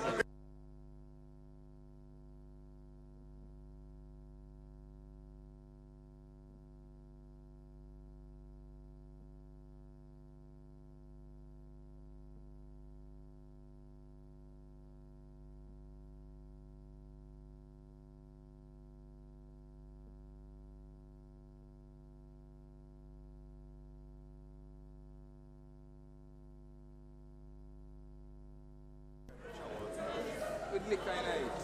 Nice water.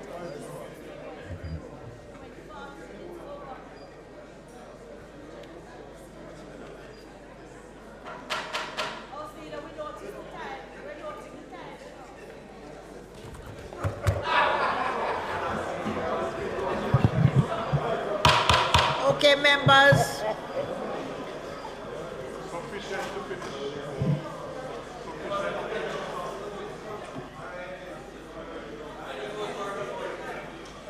Madam Speaker, I'm sure that this Honorable House was delighted with the excellent presentation by the Minister of Local Government and Community Development. I now invite you to ask the final speaker in this leg of the sectoral debate, the member from Central St. Mary, Dr. Maurice Guy, to make his presentation.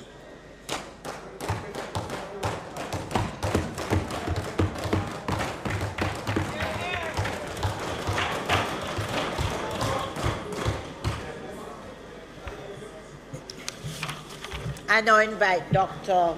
Maurice Guy, CDMP for St. Mary's Central, to make his contribution to the debate, even as the students anxiously await his presentation.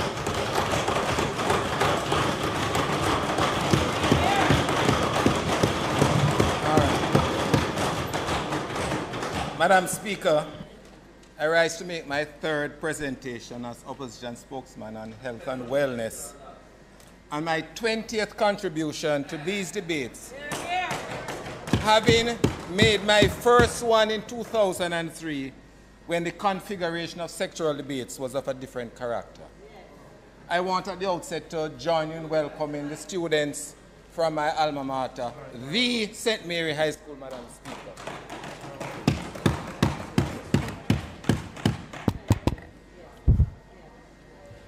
Who have journeyed from Highgate to be here today, Madam Speaker.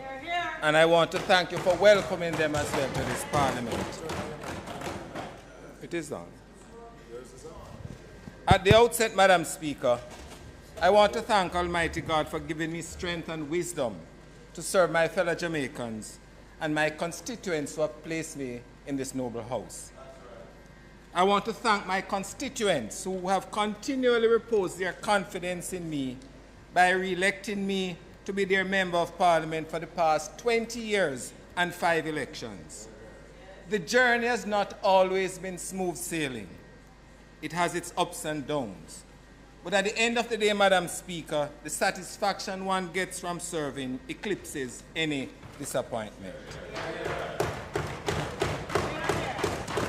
I want to express my gratitude to my constituency organization, comprising my constituency executive members who are here, divisional organizers, and the many hundreds of workers who will toil in the political vineyard.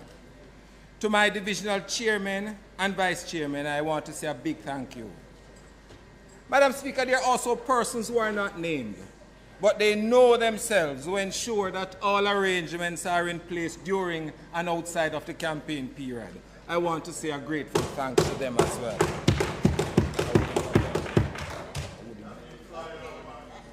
Special thanks to my driver, Ricardo Trooper Henry, and security detail constable Albert Anderson for the long hours they work and for conveying me safely. To my party leader, Mr. Mark Golden, I want to say a big thank you for your guidance, your support, and your continued confidence in me holding the portfolio. To my parliamentary colleagues on both sides of the House, for their collegiality, friendship, and comradeship. Even though we are from different political parties, your comradeship always triumphs. Right, Bobby? And to you, Madam Speaker. Yeah, me MP, you know. And to you, Madam Speaker, for conducting the affairs of this Parliament. And you know, Madam Speaker, even though we don't always agree with your rulings, we have respectfully complied with them. Finally, Madam Speaker, to my family, my wife Nadine, who is not here, and my children, one, Kimberly, who is here, and Maurice, and my two grandsons, Alexander and Zachary, for their forbearance and patience, for allowing me the time off from family and sharing me with the broader constituents. I'm eternally grateful, and I also want to say I love you even more for that.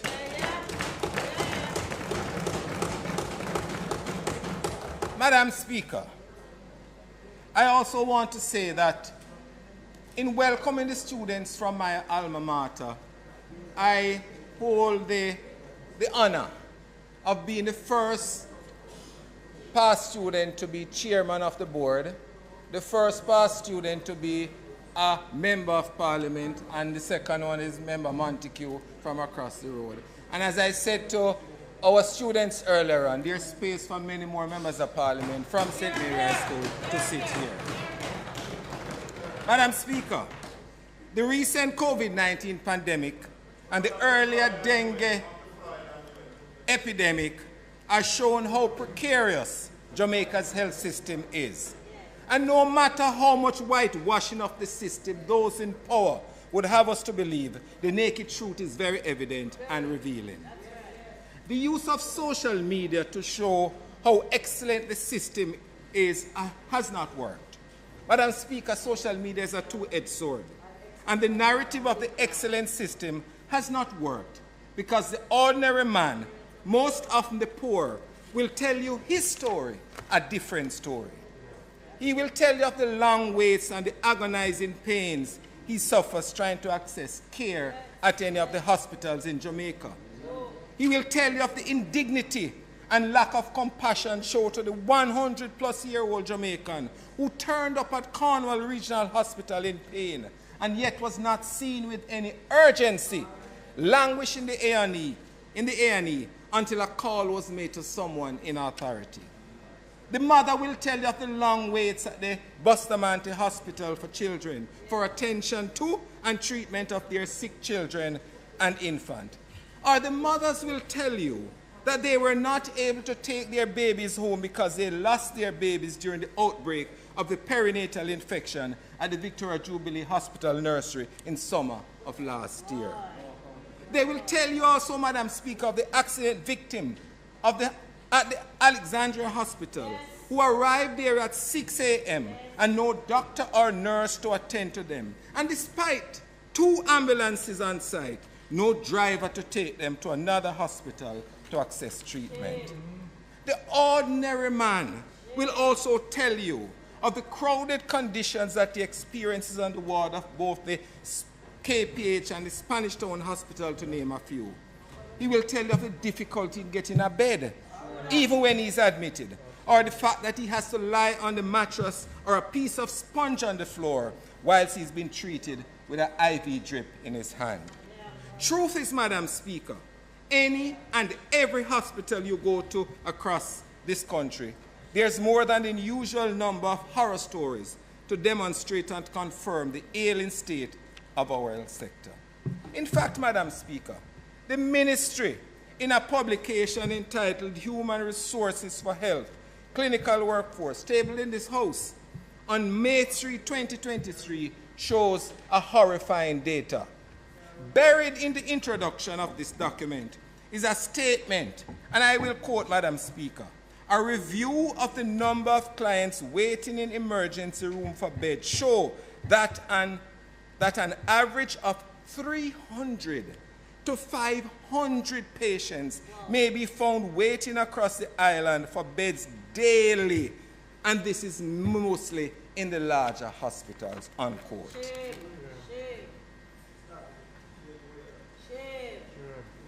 The minister, in his May 3, 2023 presentation, told this honorable House of all the wonderful things that are happening and slated for development in the health sector. He spoke of improvements in the infrastructure and increase in the number of health professionals which will be added to the system. They are all commendable and needed, Madam Speaker. But don't hold your breath for the increase in the number of doctors right away. In fact, the minister said, and I quote, new posts of 1,112 doctors will be filled over time, and to support the build-out of the health services over the next 3 to 5 years, not now. As he did in his last sectoral presentation, as I did in my last sectoral presentation, I asked, what of the now? What plans are in place for the now? That's right. The minister should have asked the nation to be patient while he builds out. But can you ask for patience, Madam Speaker, when the woman is rushed to hospital requiring immediate surgery and there's no proper theatre available for that surgery to attend to the case? Delay, Madam Speaker, is dangerous, as we all have been taught. What era is this more applicable than in health?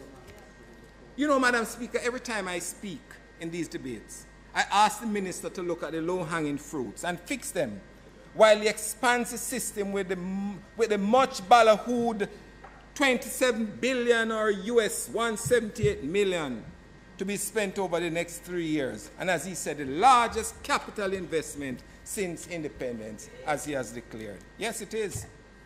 But last year, the very day he was speaking, with the $1 million multimedia display in the Parliament, the air conditioning unit at the Medical Records Department at KPH, not having been functioning for some time, resulted in employees mounting a demonstration in protest that very day. This year was not much different. As fate would have it, the investment in this year's multimedia display malfunctioned at the initial part of the presentation, but was like karma, Madam Speaker. 6 days after the minister's presentation, news broke that the air conditioning unit at the dialysis center at the said KPH had not been working for 2 months. Simple things such as these, Madam Speaker, make a significant difference to the overall delivery of health care for the citizens. Absolutely. It is easy to blame the regional health authorities for failure, Madam Speaker, but at the end of the day, the minister is the one in charge. Right. Section 93 of the Constitution gives him that responsibility. And for ease of reference, I'll read it. Where any minister has been charged with the responsibility for a subject or a department of government, he shall exercise general direction and control over their work relating to that region and over that department, unquote. But I would say, Madam Speaker, the presentation had many things that the opposition can identify with and commend.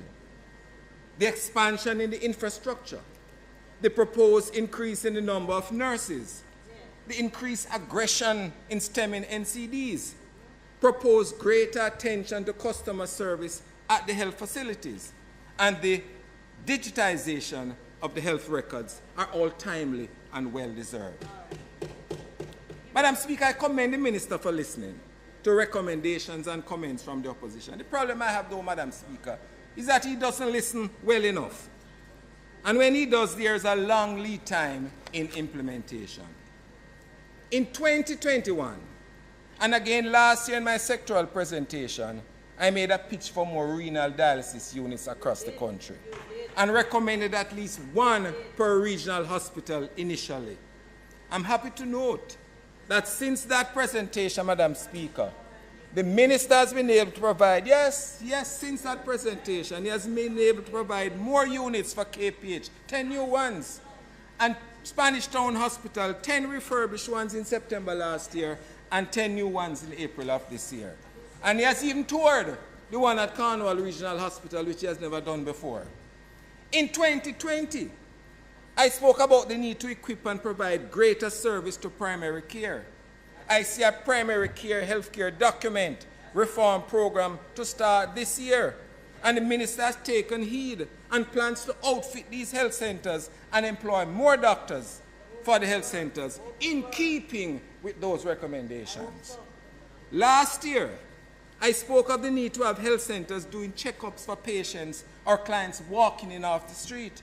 I'm happy to see that in the plans that the Minister has, he has arranged for patients knowing their numbers by having clinics to do checkups.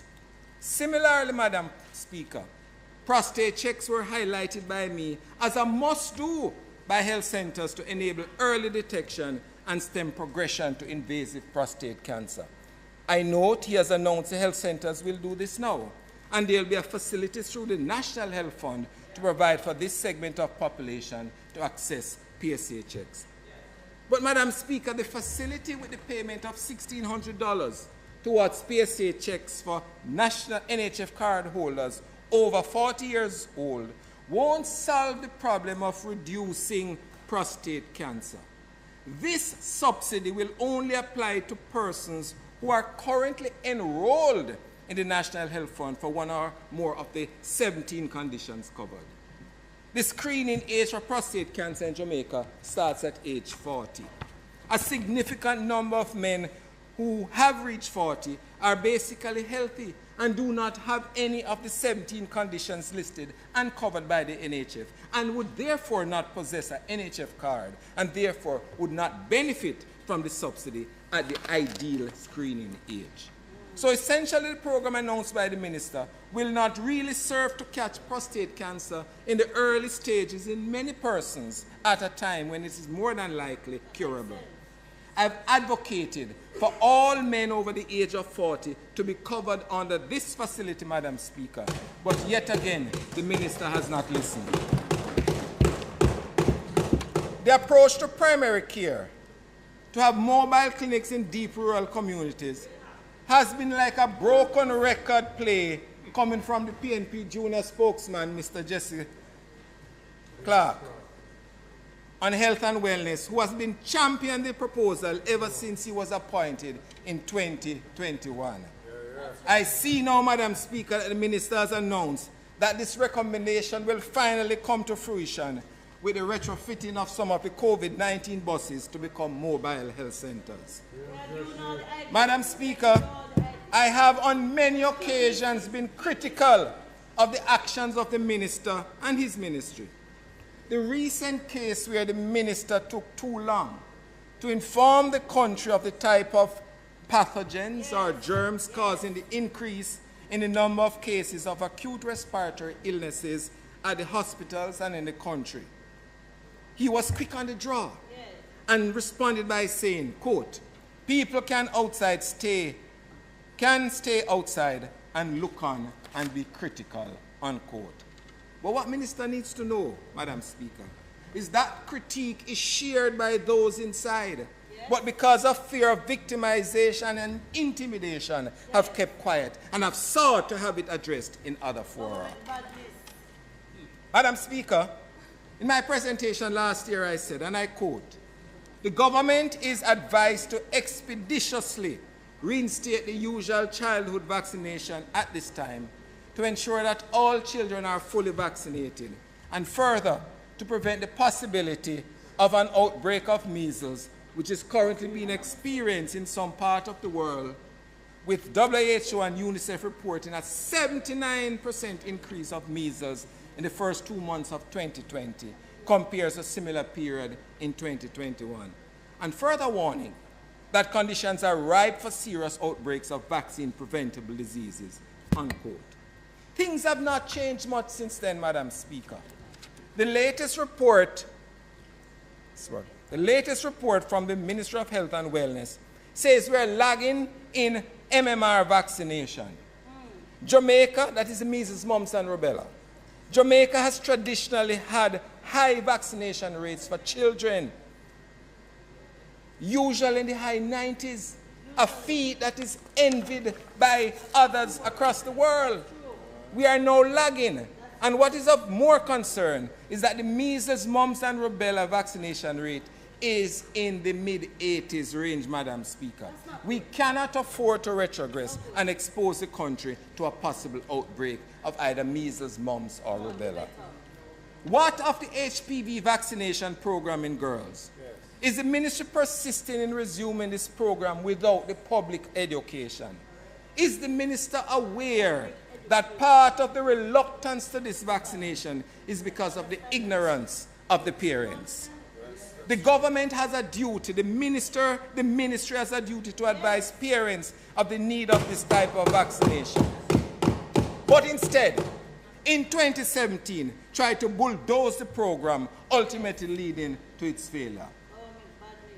If it is to resume, I would encourage the minister to proceed with utmost haste to have a public information program to inform the country of the benefits. What is also startling, Madam Speaker, is that the program to immunize boys is now underway. As news coming out this very month is that the ministry is rolling out the HPV vaccination program for boys. That is commendable, as it will reduce the sexually transmitted HPV burden, which causes cancer of the cervix. But I dare say it will come to the same fate as the female program due to the lack of proper communication and education. The start of the program made news headlines only because it was mentioned to the councillors in the Westmoreland Municipal Corporation by the Ministry of Health, the Medical Officer of Health, that it would begin in that parish. There was no other ministry announcement. No program can run like that, Madam Speaker. No sanky, no sing so. Government must immediately undertake a program of public education before embarking on this adventure. Peradventure, it turns into a misadventure.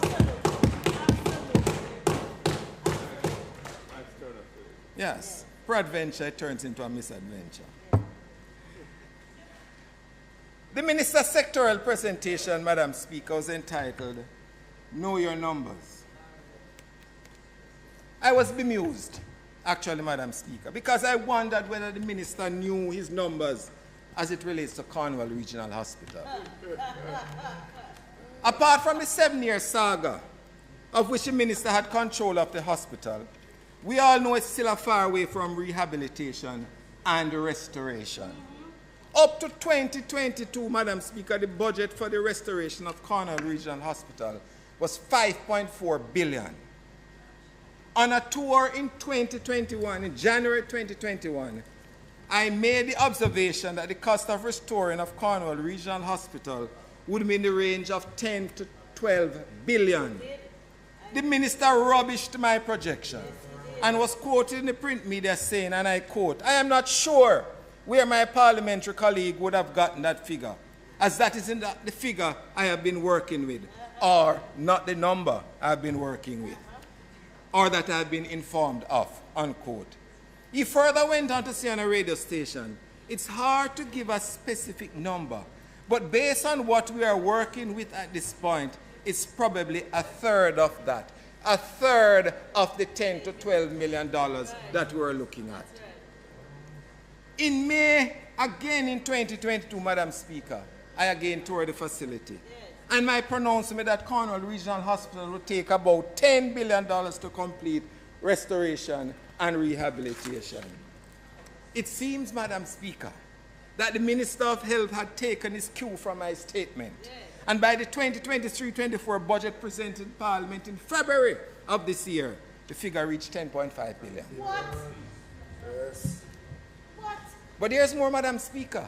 Interestingly, 6 weeks later, on a tour of the hospital, the said minister, who is urging us to know our numbers, quoted another number, an escalated number of $14.1 billion. When will it stop? Madam Speaker, apart from his not knowing his numbers, the minister has been shortchanging the people of Western Jamaica with a protracted delay in the completion of the facility, the pains endured by the patients, and the accompanying below-par treatment areas are abominable. You know, Madam Speaker, the minister never fails to remind us that the issues of Cornwall Regional didn't start under his watch. He blames everything that has gone awry in the health sector on previous administration. It is time the minister owns up. Hug it up! Hug it up! He has been minister for 7 years. That's right. As the minister earlier on said, who preceded me in the sectoral. 7 years they have been there. And if this minister remains so even after the reshuffle. At the rate the minister is going, he might be tempted to lay blame on the Minister of Health in the late 1960s who conceptualized and built this Cornwall Regional Hospital. But truth be told, Madam Speaker, truth be told, he would have some sympathy there, as the Cornwall Regional Hospital concept was for a temperate model hospital but placed in a tropical country. That aside, the minister ought to take responsibility, as he entitled his 2018 sectoral presentation, Taking Responsibility. This is where it is. But we are where we are now, Madam Speaker. The minister has been there for 7 years. Taking responsibility means you own the positives and the negatives. Absolutely. So own the protracted delay at Cornwall Regional Hospital. He also owns the VJH baby saga of 2020. He owns the death in COVID-19 due to oxygen shortage. History will be kind to him, Madam Speaker, and remember him as a minister who took responsibility for all the fouls up. I was going to use another word, Madam Speaker, I might have earned your wrath, as well as all the successes under his watch. That's right. Hold it up. Madam Speaker, like the people of Western Jamaica, we wait with bated breath for the completion of the facility and the long hope for the day when the indignity of patient care will be a thing of the past. Madam Speaker, the COVID-19 pandemic was declared over by the WHO in early May 2023. I want to again express our thanks and appreciation to the thousands of healthcare workers who worked during the pandemic to protect us, thereby reducing the impact of the mortality from the disease. To all the doctors, nurses, porters, cleaner attendants, ambulance drivers, in fact, every healthcare worker in Jamaica's public and private healthcare system. I also want to express deep condolences to the family of those healthcare workers who died as a result of COVID-19 in their efforts to care for the sick. Jamaica's management of the COVID-19 pandemic has come in for some commendations, as the minister said in the sectoral presentation. He reported that a total of 3,514 persons in Jamaica died from COVID-19, doing better than the USA, the UK, Italy, Trinidad and Tobago, St. Lucia, Bahamas, Barbados, Canada, among others.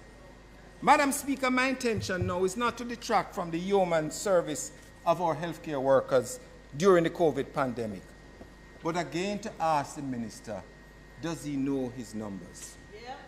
In May 2020, I asked the minister to have the technocrats look at the excess deaths in this country as a result of COVID-19 against the background of the phenomena occurring in Russia, where deaths were underreported. The minister replied by saying, and I quote him, I'm told that there is no discernible difference in terms of deaths, unquote. The Gleaner headlined it, Guy Tufton in Russian roulette over virus deaths.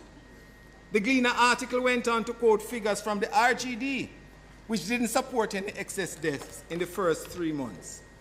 However, in his 2023 presentation, in this document, the minister said that in the year 2020, 22,022 persons died in Jamaica. Died in Jamaica, the sum total. Interestingly, Madam Speaker, the RGD only recorded 19,728. But let us use the minister's figure of 22,022. Madam Speaker, excess deaths are typically defined as the difference between observed number of deaths in specific time periods and expected number of deaths in the same time period. So looking at the deaths, in 2018, Jamaica had 18,847 deaths. In 2019, 20,092. In 2020, which is a COVID year, according to the ministry's figures, we had 22,022 deaths.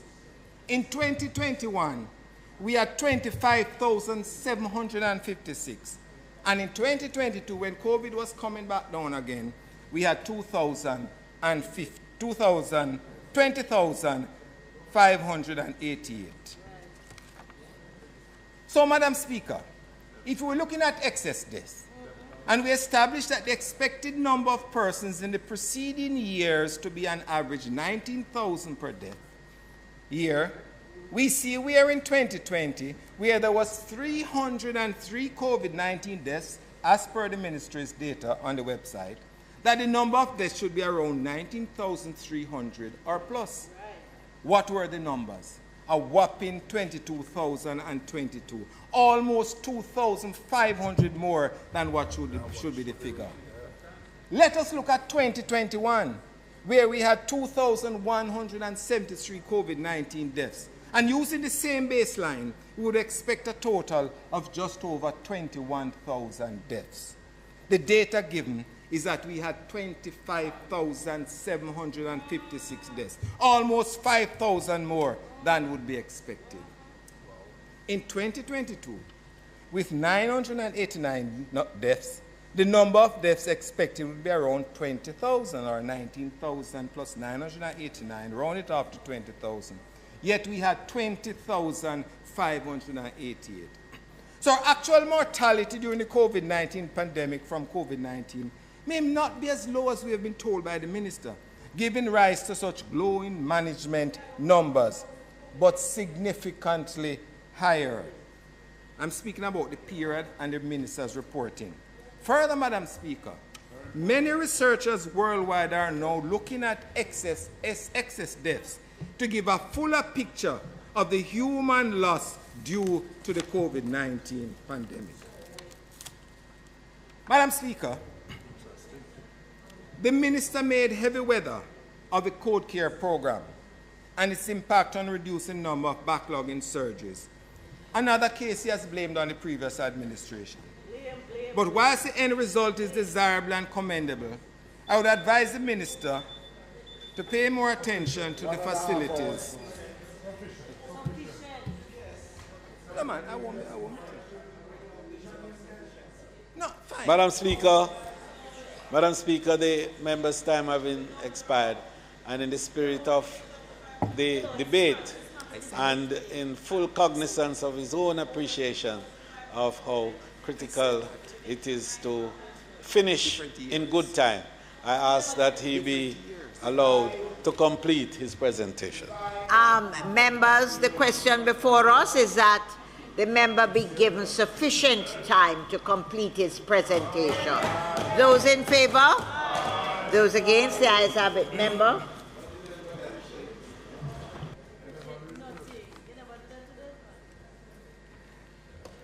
I would advise the minister to pay more attention to the facilities at the local and regional hospitals to ensure that they are functioning. If they are, then we can offer service to the suffering people of this country. Last year, Madam Speaker, this minister said, quote, Madam Speaker, our special intervention this year with Code Care will see an additional 1,000 surgeries over the next 10 months to clear up most, if not all, the backlogs. He reports this year that 950 surgeries have been done under this program, but goes on to say, in the meantime, with only 50% of our surgery targets met, we will continue Code Care with an additional 1,000 surgeries to be completed. The question is, to the minister, is what was the backlog numbers? If you're saying that in 2022, that there are 1,000 surgeries to clear up most, if not all, the backlogs, and you have done almost 1,000 surgeries last year, why is there a backlog? Yes. Good question. Yes. Work question. But he says that only 50% of the target was met. Is this another case of the minister not knowing his numbers? Startling too, Madam Speaker, is that there's another publication entitled Achievements in the Achievement Highlights laid in the House. That very day the minister was speaking. And in the priorities for 2023-24, states under Code Care was renewed public-private partnership for the outsourcing of elective surgery, 22,000 backlogged elective surgeries. Here, what are the actual numbers? So we asked the minister to tell us, to know your numbers. In his sectoral presentation of 2020, the minister indicated that the ministry would be spending some $4 billion over 2 years, starting that financial year. So where was the money spent? That would see all Type A facility having an MRI, a CT scan machine, all Type B facilities have a CT scan machine, and all hospitals having ultrasound and X-ray machines. I'm quoting from the minister's presentation last year. Even last year, Madam Speaker, the minister was exploring public-private partnerships for leasing and service to reduce downtime and ensure optimal use of the equipment for the benefit of the people of Jamaica. 1 year has elapsed. Yep. And this year the minister comes back with the same statement and indicates that they only started the tender process for the procurement of 49 pieces of equipment. And that the process of procurement will take 9 months, plus another 6 months for supply and commissioning of the equipment. So certainly, the 2-year period advance in 2020 will not be a reality, while patients and the country will have to wait until 2025 for the facilities to be equipped under this arrangement. What progress has been made here? No. We would have expected the minister to come this year to tell the nation that the process of equipping the facilities is far advanced and the hospitals will be equipped in this fiscal year, the second of the 2-year period he quoted last year. Why the tardiness? Whilst the plan sounds good, Madam Speaker, the country is crying out for in-house diagnostic arrangements. Too often constituents come to the MP's office asking about assistance for doing diagnostic procedures. When they are told that this facility exists at the hospital, they are said no one told them.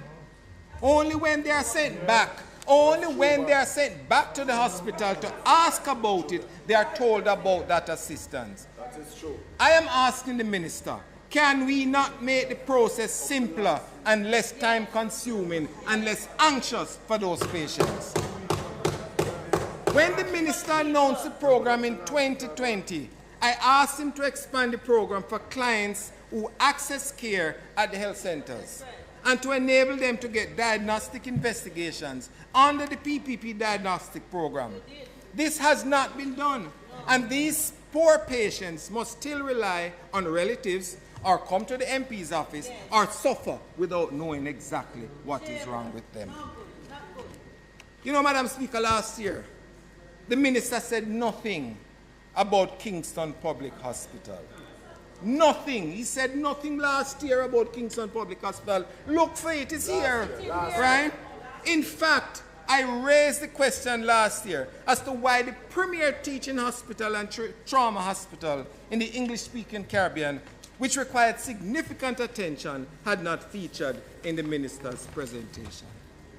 Well, Madam Speaker, I'm happy to note that this year he spent one whole page, devoted one whole page to KPH.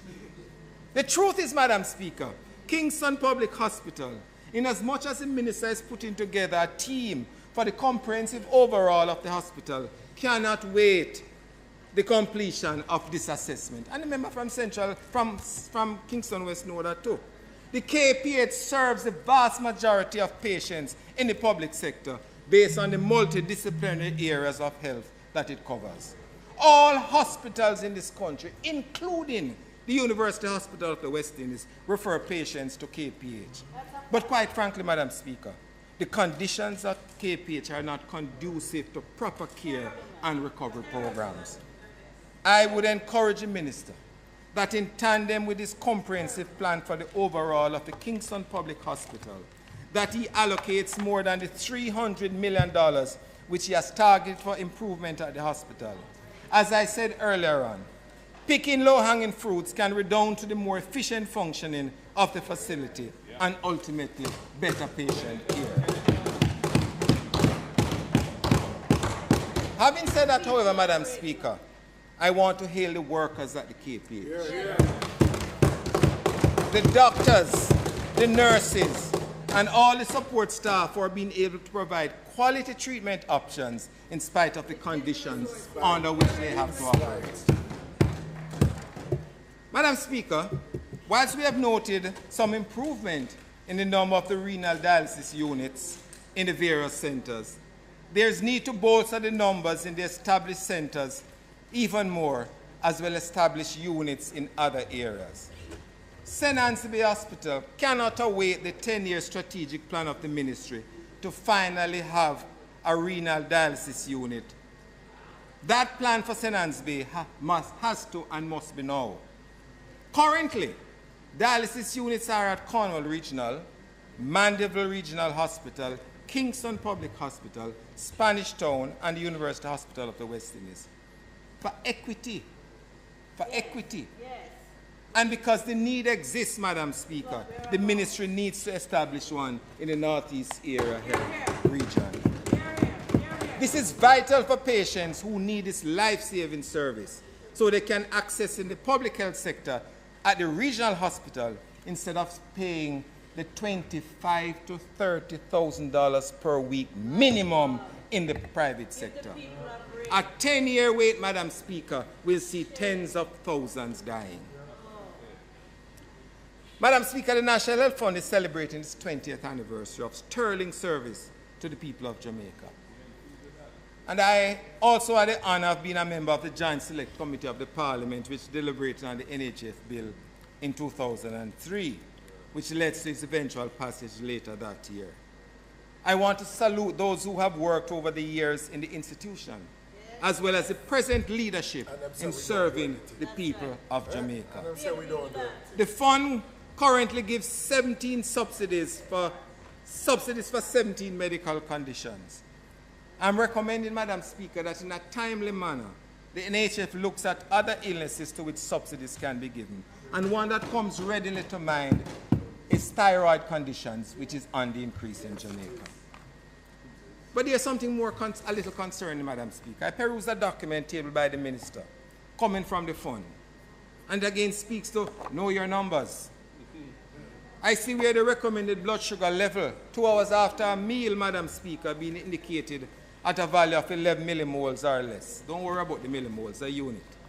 I immediately felt uncomfortable that given such a reading would give the false sense of security to the individual trying to prevent one of the NCDs or to control his diabetes. So I decided that I was going to reassess my medical knowledge, and I consulted 2 foremost University of the West Indies medical professors. And my discomfiture was shared by them as well with such a publication, as they teach and practice a much lower figure. Can the minister have another look at this with a view to correcting it? Failing in that effort in reducing NCDs could be defeated. But interestingly, Madam Speaker, in another document tabled that very day by the minister entitled Living Well, the correct figure is given. at 7.8 millimoles or less. I would really exhort the minister to know his numbers and have his ministry give us the right numbers. Madam Speaker, although we are out of the dengue season right now, we are still seeing cases. Can the minister update the parliament and the country on the mosquito control program, more specifically the pilot on sterile insect technique launched in 2018 and funded to the tune of $42 million by USAID? We need to know what is happening to all those sterile mosquitoes, Madam Speaker. That's what they have been removed. The final determination of a national health insurance system has taken too long, Madam Speaker. In 2019, the minister tabled the green paper on a national health insurance plan. In 2022, he appointed Dr. Damian King to lead the healthcare financing review, and he was tasked to specifically lead the national discussions on the current challenges we are facing with health finances and implications for poverty and economic and social advancement of Jamaicans. We have heard for an entire year of these national discussions, but we are now presented with this new document, Financing the Cost of Healthcare in Jamaica, which outlines the government's program to achieve this necessity. From the minister too. We are never short of studies or proposals for study in this country. However, from all indication, Madam Speaker, we are now seeking to kick the can further down the road, and the same socially disadvantaged citizens of this country will continue to suffer. Madam Speaker, it is regrettable that the minister is not here today. I know he's in Geneva, probably on his way back after attending the World Health Organization Assembly. One of the matters for discussion there would have been the WHO new pandemic treaty, which based on information will have serious implications for national and sovereign decisions in any future pandemic. I'm hoping, however, that, Madam Speaker, that the minister has not gone to sign away Jamaica's position on this new pandemic treaty before some national discussions on the proposal or even a parliamentary debate on some of the implications of this treaty. Many calls and correspondence have come to me, and I have no doubt to the minister, as opposition spokesman on health and wellness, with a view to encourage the minister and the government to have national discussions on this. We would hope that the only assurance the minister will give in Geneva is that Jamaica will have further discussion before affixing its signature. And interestingly, Madam Speaker, this hot topic is being debated in many countries around the world, and even more recently in the UK Parliament, there have been concerns about this new pandemic treaty. Madam Speaker, I will end where I started. To improve this perilous state of health is going to take funding as well as the will to do it. Things have dragged on for too long. The minister has been sitting in the chair for 7 years, right, Desmond? 7 years. But continues to blame the last administration for many of the ills of the health sector. 16 years ago. COVID-19 too is blamed for many of the shortcomings, when at the same time COVID-19 exposed the underbelly of the ailing health system. Time has come to stop blaming all and take the bull by the horn. The people deserve more and expect more than given since they elected you. There are many simple things that can be done to improve the state of the facilities and the quality of care. Small investments in facility will yield better results. As an opposition, Madam Speaker, thank you, Minister. As an opposition, we reserve the right to critique a government. But at the same time, as a responsible opposition, we will give suggestions which we know will result in better governance of our people, and in this portfolio, health of the citizens of this country. Madam Speaker, today my heart is full. I reflect on the many recommendations I made on behalf of a future PNP government in my sectoral presentation in July 2020. and compare with those that I've seen how the government implementing. And it warms my heart, Madam Speaker, because all of them were borrowed recommendations. These recommendations were, and I will iterate them. In 2020, I said, first, the ideal budget of 5% for health of GDP, the gold standard born by the World Health Organization Commission study in 2003. Currently, the country was just about 3.6%, and attaining 5 would allow the sector to be able to address the deficiencies that currently exist. We expand our public health services and build more health centers in the rural areas. We see some of that happening. We will operationalize all our rural health centers and assign nurses to them with doctors on a frequent rotation in these clinics. We will build and expand renal dialysis units in all Type B regional hospitals across the country. We will give our nurses job security they deserve and expand establishment to reduce migration. We will expand the number of personnel and equip the National Public Health Lab so pathology specimens will have a shorter turnaround time. We will equip all major hospitals with cutting-edge working radiological services so the poor patient unable to afford the private facilities will be cared for in the public sector with the same standard of care. Madam Speaker, Hansard of 2020 will reveal that these are the exact things that we said. We will operationalize an efficient repair and maintenance program in the in the hospital and health centers. So the length of service we get from equipment will be maximized and lengthened. We'll expand the establishment of medical consultants so we can benefit from their expertise, especially in the rural areas. And we will engage our young doctors in an incentive program where they can serve in rural communities for a period that would guarantee them government pay a portion of their student loans. When you dissect the minister's sectoral, you will see many of those ideas finally come into fruition, albeit 3 years later. However, Madam Speaker, these are not the totality of our plans. We will implement a national insurance scheme, a national health insurance scheme, where the poorest centile wouldn't pay any contribution.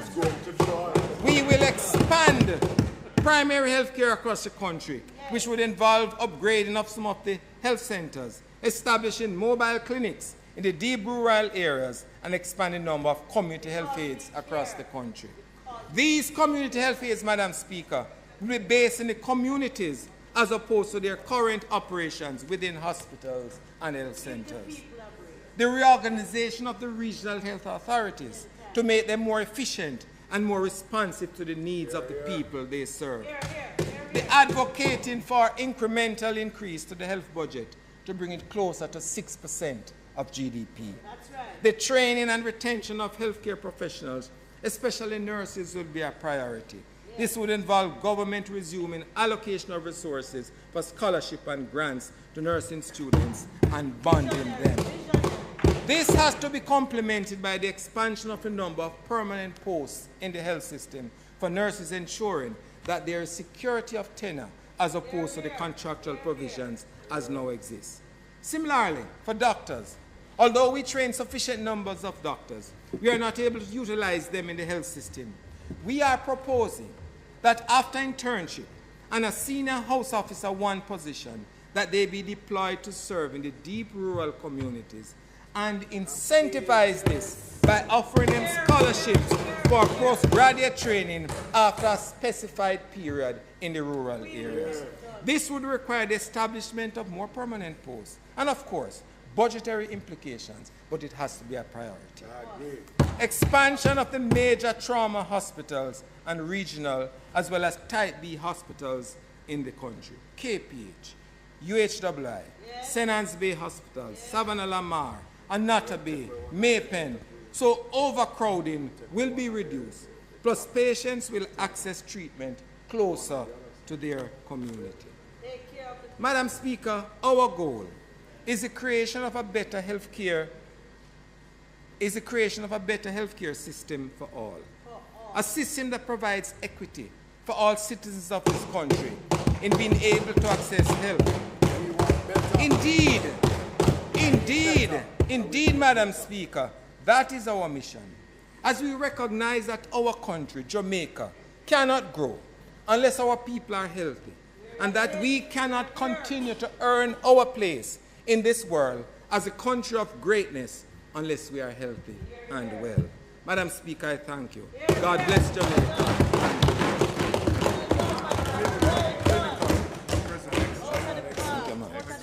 Excellent. Plenty details. Pusha, thank you. Let's test it.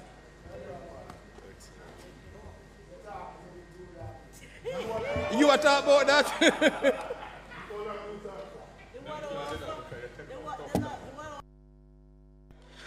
Madam Speaker, we really would like to thank the member from St. Mary's Central for his presentation.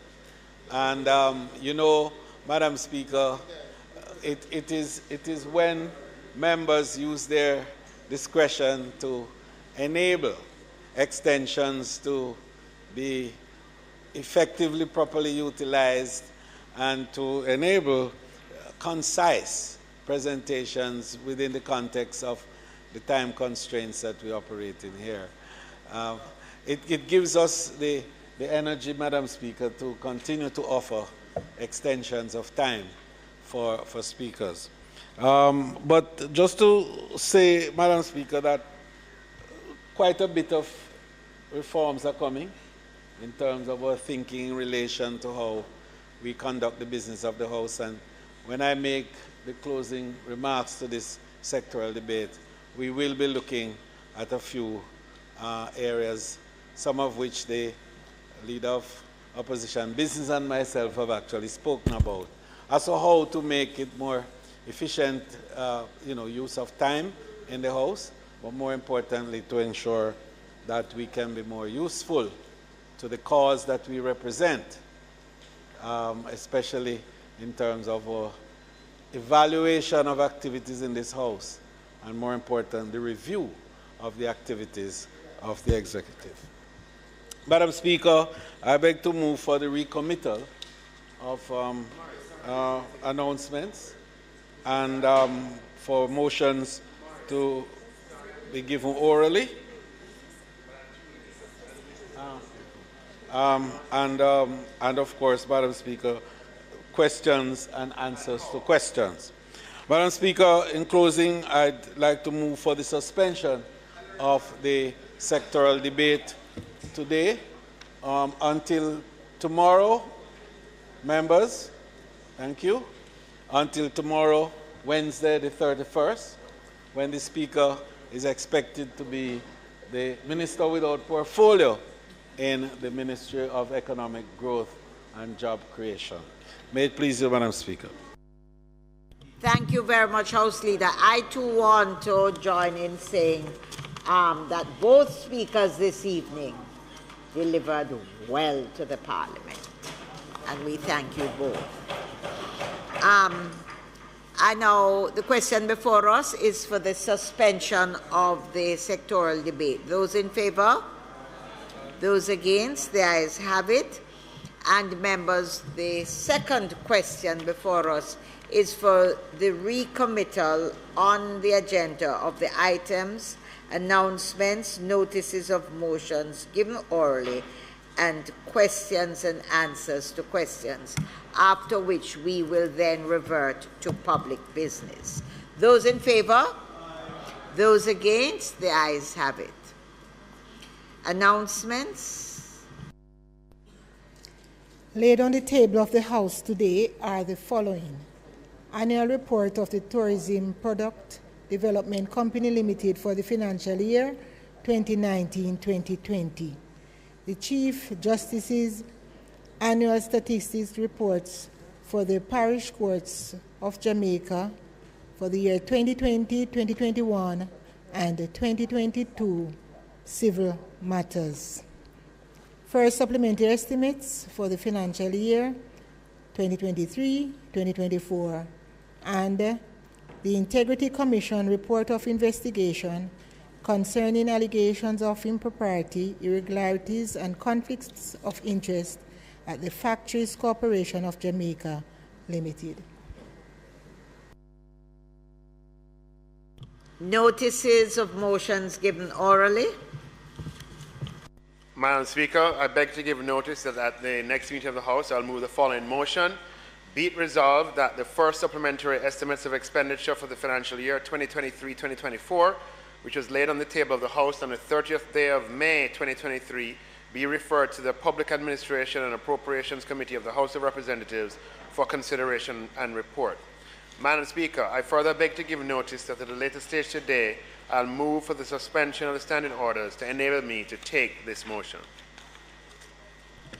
Questions and answers to questions. Madam Speaker, I now invite...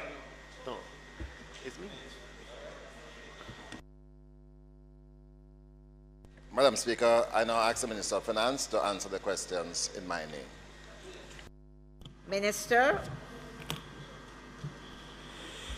First of all, I'd like to extend to the member my appreciation for the patience that he has exercised under the circumstances, right? Because at the end of the day, even though the entity of which you've asked questions, the government has an investment in, it's a commercial entity. And we've gone through a time period where it has been necessary to stay out of the airwaves with respect to these matters. The questions, Madam Speaker, would the Minister please state whether the Jamaica alumina plant is operational? The response, the Jamaica refinery is operational. And remember, Jamaica is a refinery in which the government has a minority 45% stake. The powerhouse was restarted in July 2022 and alumina production commenced in August. The first shipment of alumina left the port in September 2022. The plant is currently operating at 80% of its capacity, which is 3,100 tons per day, versus a peak of 3,840 tons per day, limited by the powerhouse boiler steam supply capacity. Question number 2. Will the Minister please indicate whether all damage caused by the recent fire has been repaired? Response. As the member is aware, the fire at Jamaica was in April 2021, and it caused extensive damage to the powerhouse. August 2021, I'm sorry. The Jamaica restoration program commenced in September of 2021. Prior to the restart of the powerhouse in July of 2022, that should be, the successfully completed restoration activities included the rebuilding of the main turbine generator number 3, repairs to boiler 6 and 6B, and installation of new electrical instrumentation and control systems. A new control room with all the necessary process control hardware was constructed, and full powerhouse operation and control capabilities were restored. A heavy fuel oil heating and pumping system was constructed, tested, and commissioned in December 2022 and has operated excellently, eliminating the need for the purchase of extremely expensive natural gas for boiler operations or steam generation thereafter. The areas of the powerhouse restoration exercise still to be completed include the purchase and installation of a new 40-megawatt turbine generator to replace turbine generators number 1 and 2, and the repairs return to service to high-pressure boilers numbers 4 and 5. Alumina production at the refinery recommenced in August 2022, with the refinery operating on a single digester basis at approximately 55% of plant capacity. In February 2023, the refinery returned to 2 digester operation at approximately 75% of plant capacity, ramping up to 80% by the end of April 2023. The current goal is to return to pre-fire capacity of 90% of nameplate capacity, with the completion of the restoration of boiler 5 at the end of Q4 of 2023. The addition of the second steam turbine and the repairs to boiler 4 will provide greater operational efficiency and flexibility and the redundancy necessary for ongoing maintenance. Question number 3. Would the Minister please inform this Honourable House of the amount of money recovered through claims made on the plant's insurers in respect of the fire? Jamaica has received a total of $250 million to date from its insurers, and that, I believe, is the full amount of the insurance that it had in place prior to the fire. Question 4, what financial contribution has been made by Clarendon Alumina Production to the repairs at Jamaica? Response, Clarendon Alumina Production Limited has not made any direct contribution to the cost of repairs at Jamaica. The repairs to the powerhouse, which have allowed the refinery to be back in operation, were financed entirely from insurance proceeds paid to the insured, which is Jamaica. Would the Minister, question 5, would the Minister please inform this Honourable House of the cost to the Jamaican economy of the loss of production at Jamaica? Response, the closure of the Jamaica plant and loss of production during September 2021 to July 2022 contributed to a fallout in overall GDP of somewhere between 0.6% to 1.4%. Question 6, would the Minister please update this Honourable House on the financial position of CAP? Response, CAP reported an accumulated deficit of $260 million as at $260.34 million as at January 31st, 2023. CAP also reported assets of $291.46 million as at the same date. CAP is financed by a loan of $259 million from the Government of Jamaica. That's a loan balance as at January 31st, 2023. And of this amount, member, you will recall that $137 million was used to repay Noble Resources Limited for the loan which was taken by CAP in 2013. And $60 million of this loan from the government was used to repay CAP's working capital deficit to the Jamaica joint venture. And the remainder was used to fund CAP's ongoing obligation to the Jamaica joint venture. Since resumption of production at Jamaica, CAP receives monthly an average of about $9 million from the sale of alumina, contributing to the total sales of $52.88 million for the period to date. These sales are specifically for the period August 2022, since the restart of operations, to January 2023, and the inflows are used to offset CAP's 45% of operating obligations to Jamaica. Madam Speaker, I have some follow-up questions that I wish for the Minister to address. Firstly, Minister, you have reported in answering the questions that Jamaica has received a total of $250 million from the proceeds of the insurance. Can I ask if that money has been spent fully? If not, how much has been spent? And in relation to the update on the enterprise at the restoration of the function of the refinery, can I ask you to be a little bit more specific? Because it is my understanding that the refinery was destroyed, the actual powerhouse was destroyed by fire. And what has happened to facilitate the restart of the enterprise are some borrowed temporary boilers. Four borrowed boilers instead of the restoration of the actual plant that was damaged. So my question to you is, of that $250 million, which was estimated to be able to do a full restoration of the damaged power plant, how much of that has been spent, and when will the power plant be fully reestablished so that we can return the borrowed boilers?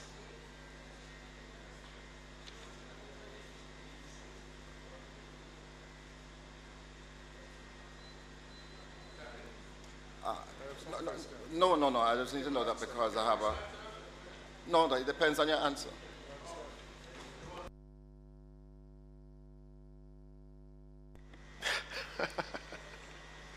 Say it louder. So you'll recall, member, that the fire brought production to a halt at Jamaica. The insurance proceeds were received, and by Jamaica, which is an operating company in which the government is a passive minority shareholder. Jamaica has used those proceeds, and I wouldn't want to say it categorically that every dime of it has been used, but I know a substantial amount has been.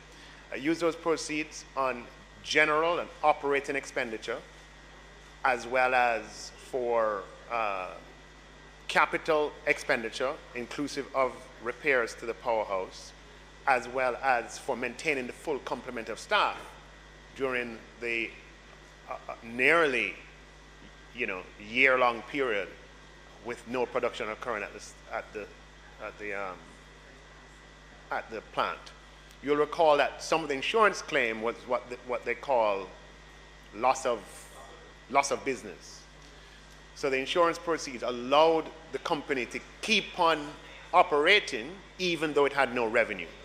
So it could keep its full complement of staff, pay its creditors, pay its bills for the full year of operation, or about that, I can't remember the exact month to month. And so those insurance proceeds went towards those purposes: general and operating expenditure, repair of capex towards the repair of the powerhouse, other capex, maintenance of salaries, and essentially ensuring that all the creditors to the company, those creditors were paid the amounts that were due to them. The question you had, yes, in order to start the operations, and I will say to you, remember that not all of your questions I will be able to answer here. Some of them, the management or the board at appropriate time will have a press conference and will delve into the technical details. But in order to restart operations as quickly as possible, yes, some boilers were installed on a temporary basis, and that is what allowed the entity to restart restart the sales of alumina as quickly as it actually did.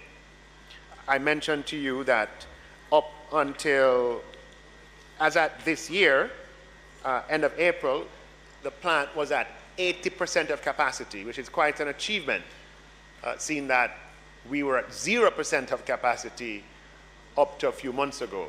So we're at 80% of capacity, and the plan is to return to pre-fire capacity with the completion of the restoration of boiler number 5 by the end of 2023. And I think that answers the second part of your question. No, I'm still very concerned because, as I mentioned, we are where we're at today because of some borrowed capacity.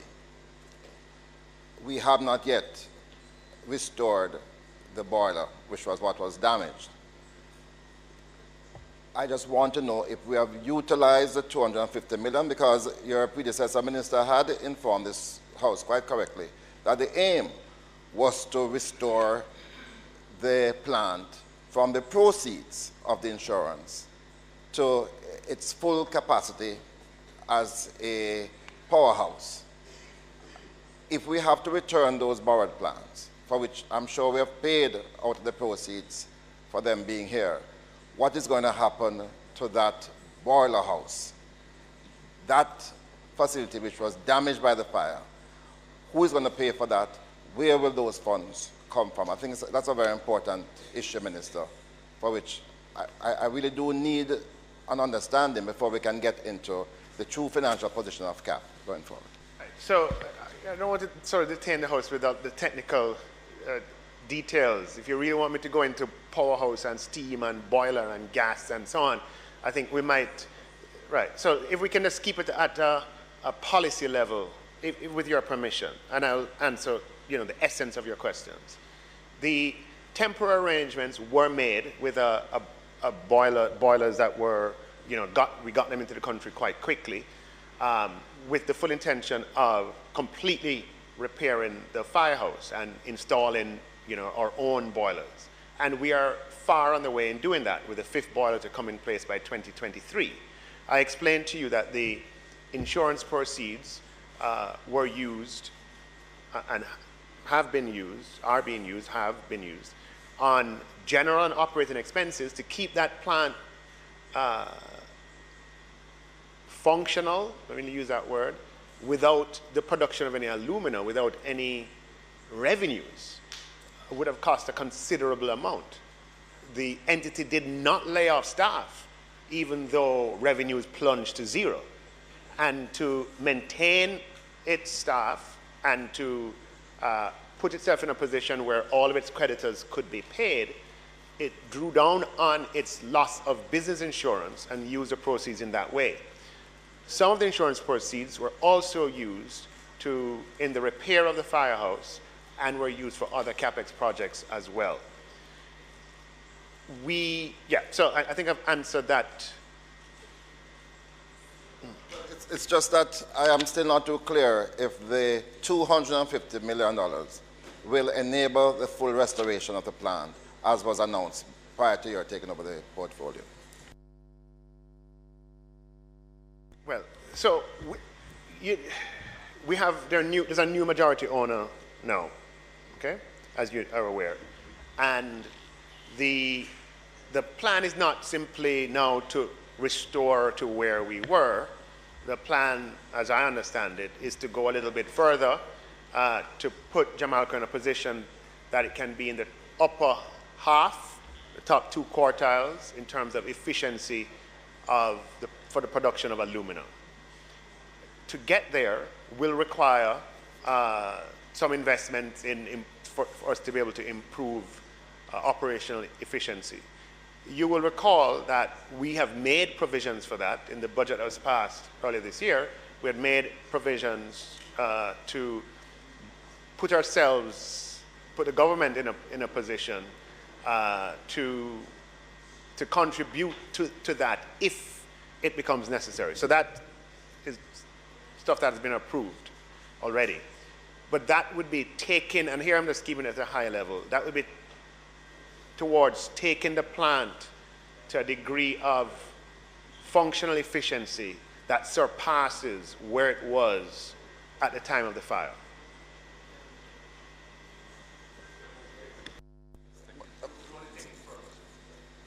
So, Minister, my contention is that we don't have enough funds from the proceeds available to restore the plant to where it was, and worse, to take it even further. But you mentioned earlier that you are a passive minority shareholder in the arrangement. At 45%, I dare say you can't be passive. But you have raised the issue of a new majority partner. And in that context, based on the report you have given on the financial position of CAP, I have some further questions. It has been reported that Noble has sold its 55% shares in the business for $1 US. It suggests to me that those must have been distressed assets that the new company was purchasing. So, Minister, the Cabinet having had to approve this deal, could you explain to this Parliament, and especially because you are a partner in this, how can those assets be sold at $1, and what would be the value of the assets of CAP in that context? Well, just first on your comment on passive, I use the word passive to distinguish between active. There are two types of, you have an active shareholder is one who is involved in the management of the entity, and meaning its personnel are involved in the management of the entity. And a passive shareholder, the distinction is that you're not involved in the management of the entity. That was the context in which I used the term. And with respect to the insurance proceeds, you remember I said to you in my answer to your original question that the plant, as at April, was up to 80% of its capacity, and the government has put no money in. So I think it answers your question about whether the insurance proceeds have been sufficient to get us back. We are at 80% of total capacity, and we have not put $1 in. We have gotten there on the back of the insurance proceeds. But we want to go further, meaning that we want to have a long-term sustainable position for this operation so that the government can eventually achieve its strategic objective of that has been articulated previously. With respect to the question that you just asked, though, on the ownership, right, yeah. So recall that Noble, the previous majority shareholder, ran into financial difficulty. It entered into a restructuring, and its bondholders took over the company. Its board was constituted by professionals appointed by its bondholders. And the bondholders essentially made a decision, and they would have to be here to answer that question, why it is that they chose to sell at that price, at that time. So I can't answer you about their strategic decision. That's a decision that they took at a particular point in time. But granted, Minister, because you ultimately had to approve that sale, wouldn't it have been wise for the government to contemplate that you purchase, you match a price or put a 50 cents on it to take over the full operations of Jamaica so that your plan of incorporation could now be proceeded with? Why would the government not contemplate taking over the entire operations for $1.50? Of course, that is something that we would have contemplated, and we would have looked at that as a possibility. However, remember, I think you'll understand that with the vision that we have for this asset, for its long-term viability, it is necessary to make capital investments that can allow it to enter the upper half, the top 2 quartiles in terms of efficiency as measured by cost of production per ton. And given the investment that will be required to get there, government view would have been that if we can find someone who is willing to make that investment alongside us, it's less risk for the people of Jamaica, meaning, to make 45% of that investment instead of 100. If we had infinite resources, then the decision may have been different. But given the fact that it would take resources, we're good for our 45%, we took a decision that we can get a partner who can bring international expertise, who can bring know-how, but also bring the capital that is going to be required to put it on a long-term sustainable footing that allows it to navigate the commodity cycle, which is an inherent part of this business, that Jamaica, given our set of financial options, that we are much better off having a partner that has is in the financial position to be able to make those investments alongside us, rather than being in a position where we, the government, has to make the entirety of the investments required to get to that position.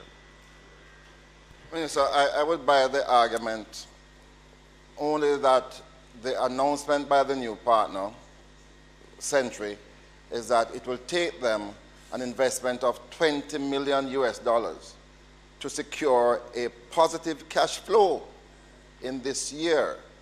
Now, having regard to all that the government has incurred, would that not be a better consideration for the government to take on that additional cost and to, at the end of the day, see a positive cash flow returning and then make the attractiveness of the incorporated status that much better?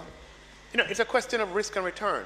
And, we have always maintained a position that the government of Jamaica arguably should not have been in this business in the first place, right? So to double down and to go from 45% ownership to 100, if it did not require additional investment, if it were the case that you could acquire it and get to that enhanced state of efficiency without any additional capital, so there's no sort of additional risk, then it would be maybe a no-brainer to do as you are sort of intimating and questioning. But given the fact that it would absorb more capital to do so, the government of Jamaica, the people of Jamaica are in a better position to share the risk and the reward by maintaining our position at 45% and having sit alongside us in that entity a multinational enterprise that has experience in Jamaica, has operated in Jamaica before, has integrated facilities, and with whom we are very aligned as to the strategic direction of Jamalco. The challenge that we had with the previous owners was that they would not have been in that position, or certainly their bondholders, to do as we need to do. So we have given the fiscal options that the government has to increase our exposure to this asset, even at the seemingly attractive price of $1, would not, in our view, be wise at this time, given the necessity of following up on that acquisition with further investments in order to achieve the strategic vision of increased efficiency. It's just not the risk reward, we don't think would have been in the interest of Jamaica to increase our exposure in that way at this time. Finally, Minister, just two quick follow-up.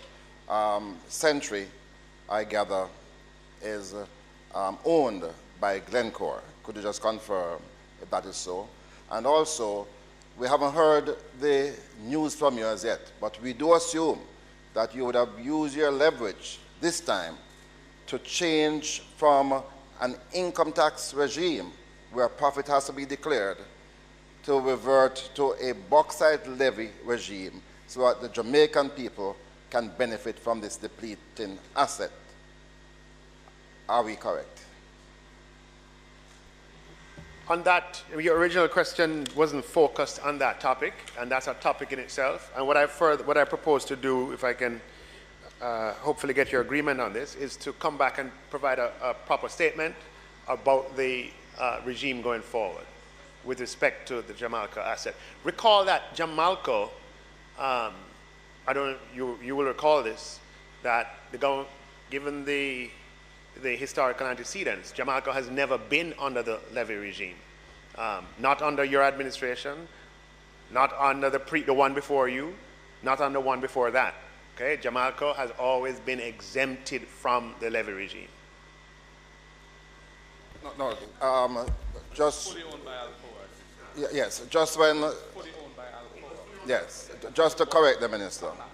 Right. Just to correct the minister, that some time ago, Jamalco, as with all the others, was under the bauxite levy regime.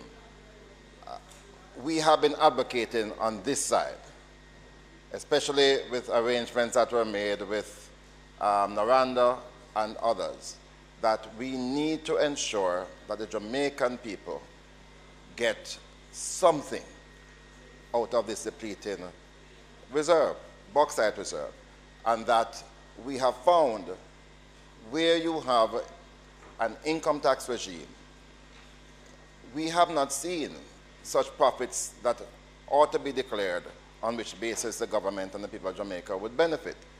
And that the safest way to extract some revenue is to impose the bauxite levy. And that has been our position in relation to the entire industry. Yeah, well, it's a pity you never did it between 2011 and 2016 when you had the chance. The Jamaica, since about, I don't know, the date might be, since about 2002, so from the days of Prime Minister Patterson to the days of Prime Minister Simpson Miller to the days of Prime Minister Golding to Prime Minister Holness to Prime Minister Simpson Miller, during all of that period, Jamaica has been exempted from the levy regime with the expansion that it undertook at some period in the past. And the fair expectation of anybody involved in that asset, including the government, because we are 45% of the asset, is that what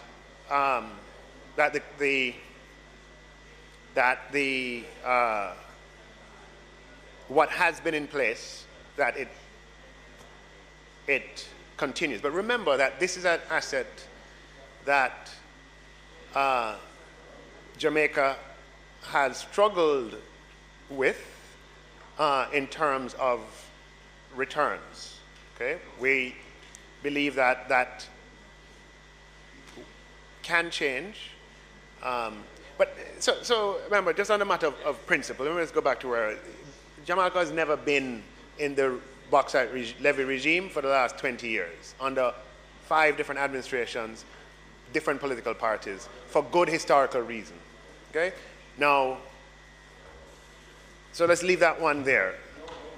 Well, that's all I have to say on it, on that point.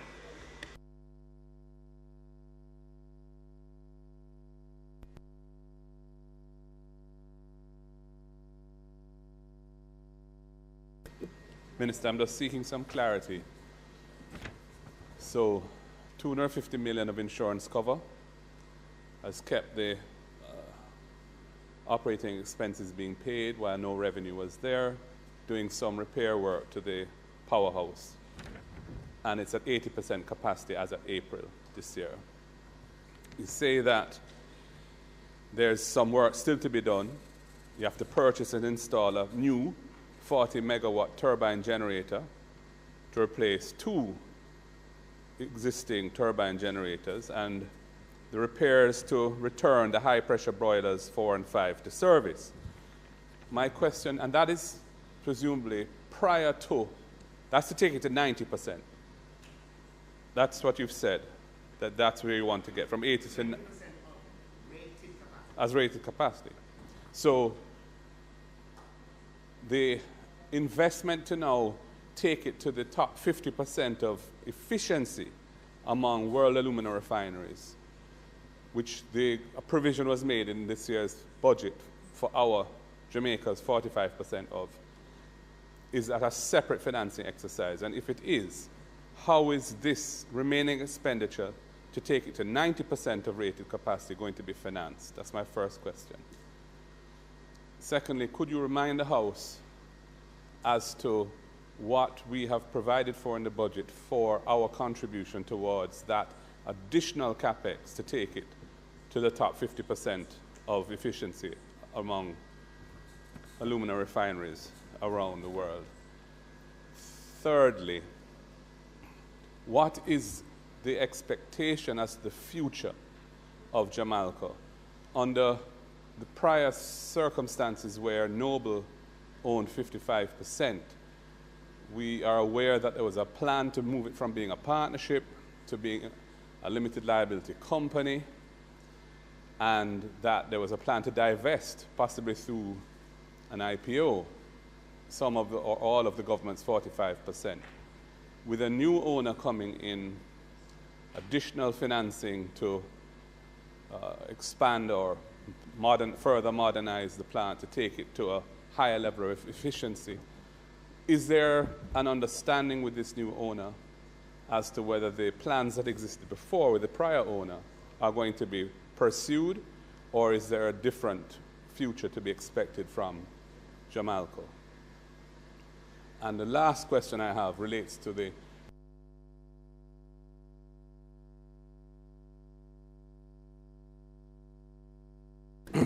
mining on extraction and mine export of raw bauxite from the North Coast facility there, where I think government has a substantial interest in that operation as well. We know there's been some litigation, some environmental important litigation around that. What is the future of that operation with your existing partners there?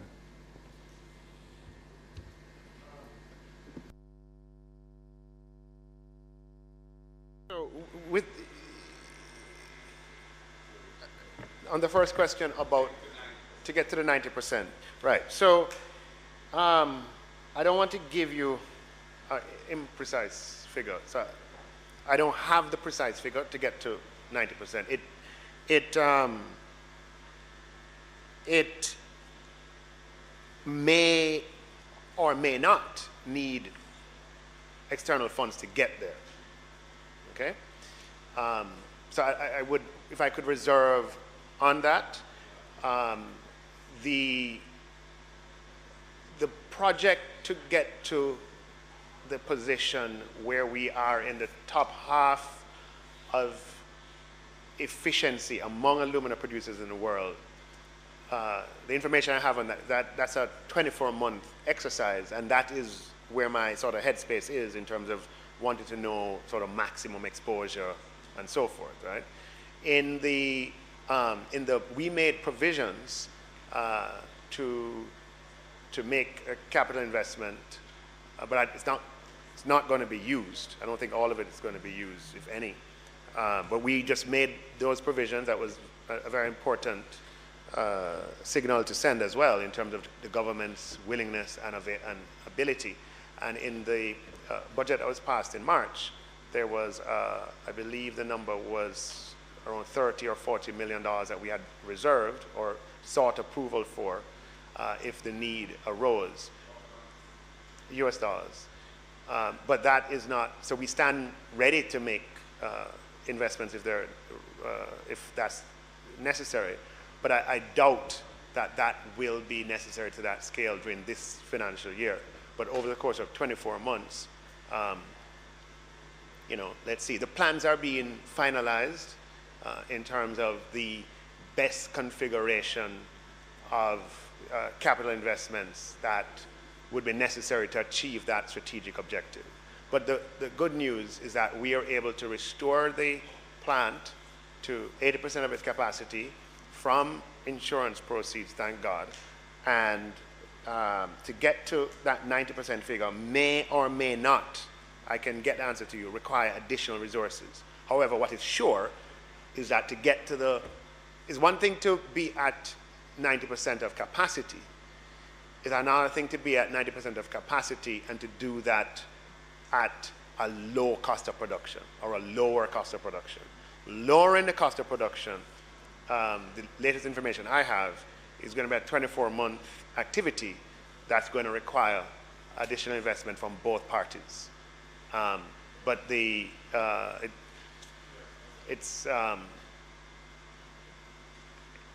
scale of that is investment that we are already sort of providing for well in advance. In terms of the strategic direction, one of the critical assurances that we needed to consent to that transfer in a majority ownership was that the new owners would be committed to the strategic direction that we agreed with Noble on. And that strategic direction is that we move away from this approach of an unincorporated joint venture where there's no limited liability company that owns the assets and both partners contribute resources at the beginning of each quarter and get alumina separately as a result, to having a limited liability company that owns all the assets, that employs all of the employees, that has a balance sheet that can seek its own financing independently of its shareholders.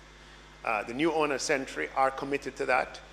We are very far advanced. We have one or two highly technical matters to deal with, to overcome in order to actually achieve incorporation. But the new owners are very committed to that program. And so the government strategic intent remains intact, which is to make this plant much more efficient than it has been in the past, to put it into an incorporated form, and then to seek either further investment or diminution of our holding in in this incorporated entity. The idea is to remove it from the fiscal considerations of the government of Jamaica. On the North Coast, I forgot the question. You're asking, there's some suits.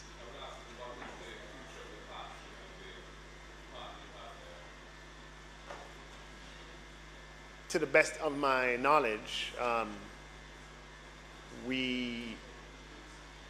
there's no threat to that partnership outside of exogenous events like a court case. Well, the result of a court case. But there's no, to the best of my knowledge. But that one is really for the Minister of Mining. You remember, Jamaica is with me. Right. Two questions, Minister. Can you say whether the current operations are covering the costs if you back out the insurance payments that have been made? And secondly, the fallout to the Jamaican economy, you had a range of 0.6 to 1.4 of GDP, which is a very large range. Do you have a more specific number that you could indicate to the House?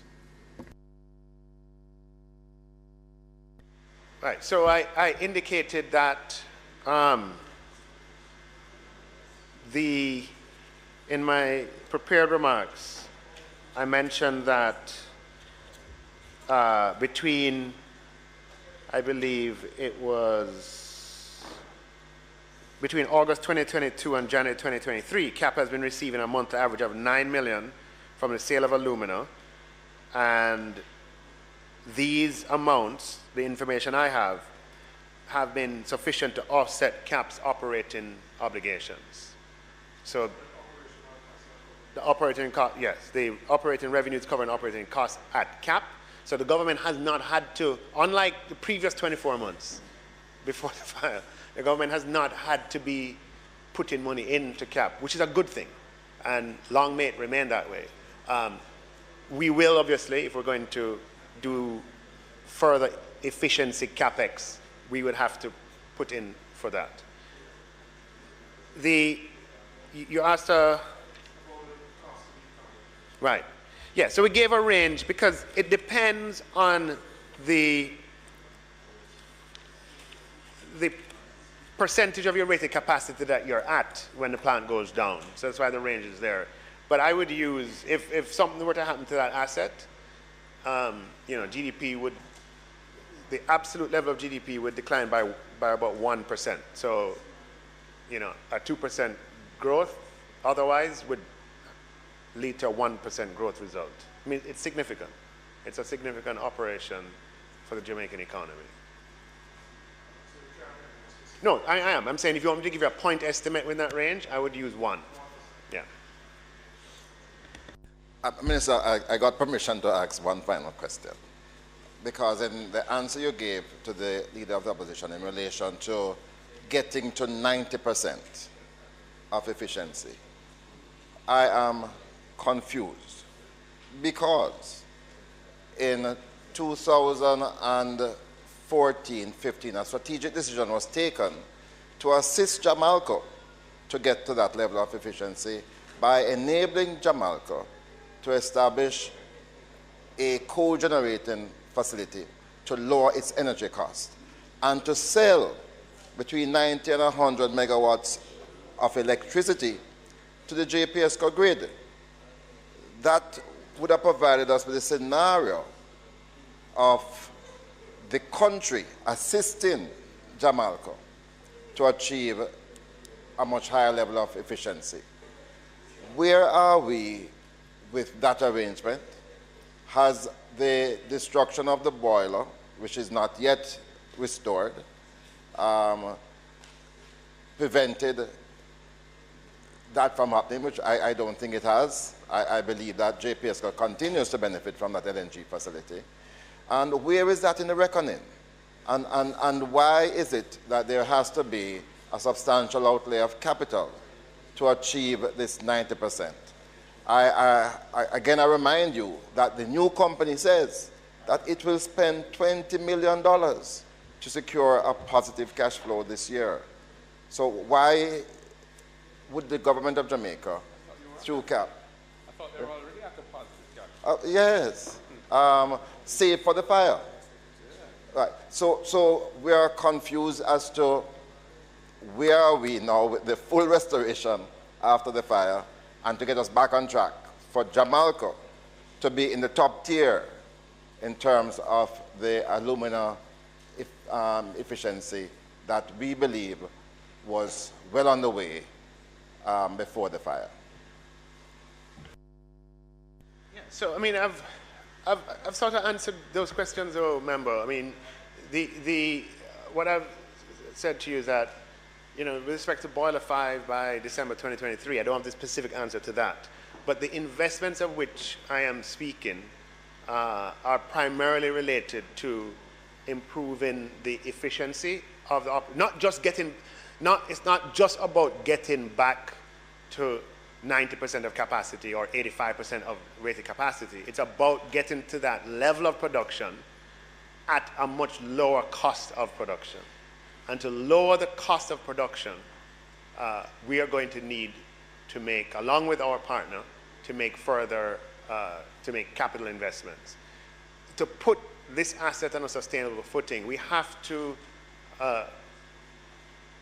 recognize that for all commodities, there is a commodity cycle, as you know.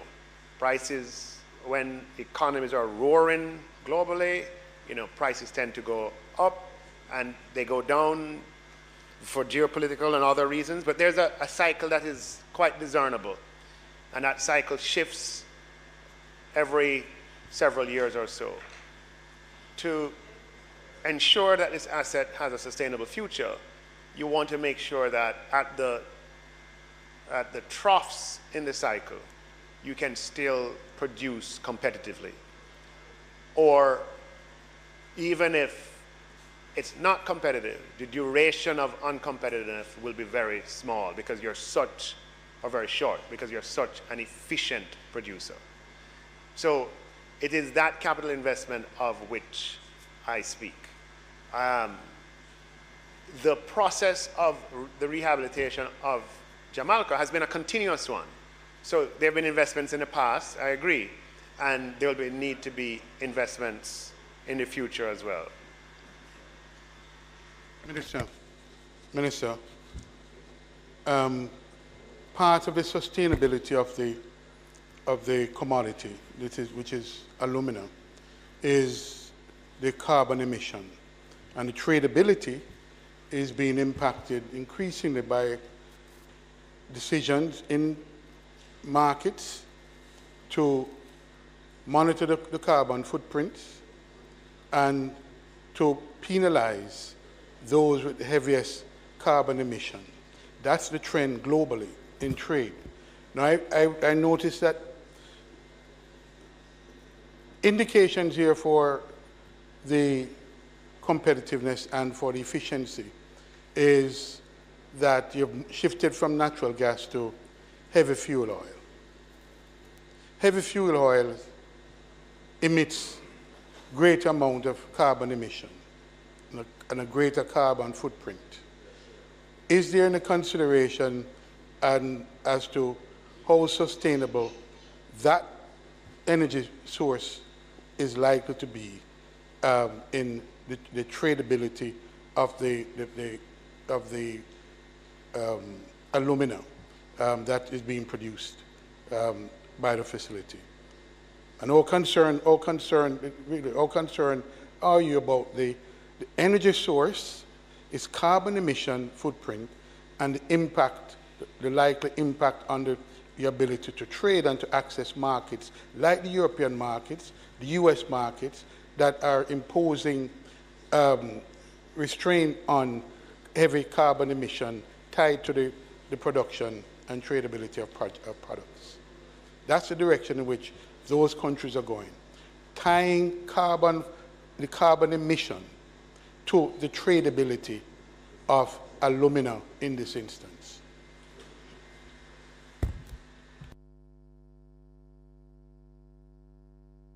You're hitting a very, I think, relevant point in that the market for what they call green alumina is a huge market that people, if a motor car company can advertise that the car, is green, that it was produced with low emissions of CO2, including the emissions used to produce the aluminum that the car is made of, then that can provide comparative advantages in certain markets.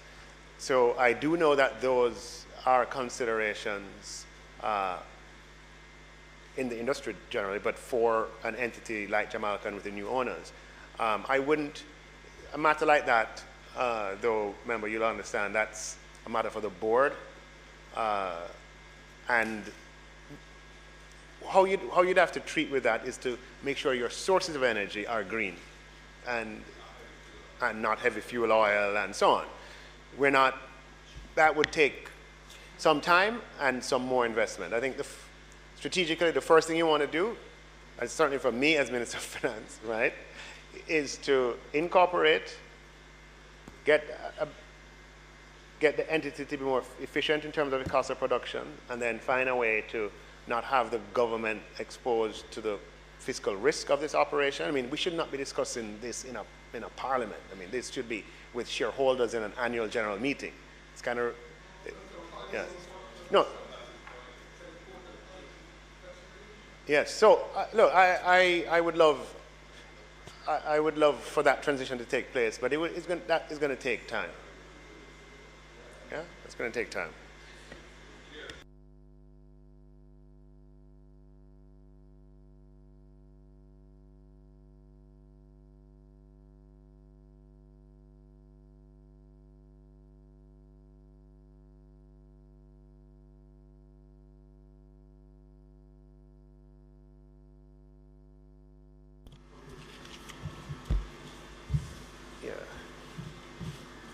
Madam Speaker, I now move for the suspension of the standing orders to enable me to take the motion, notice of which I gave earlier.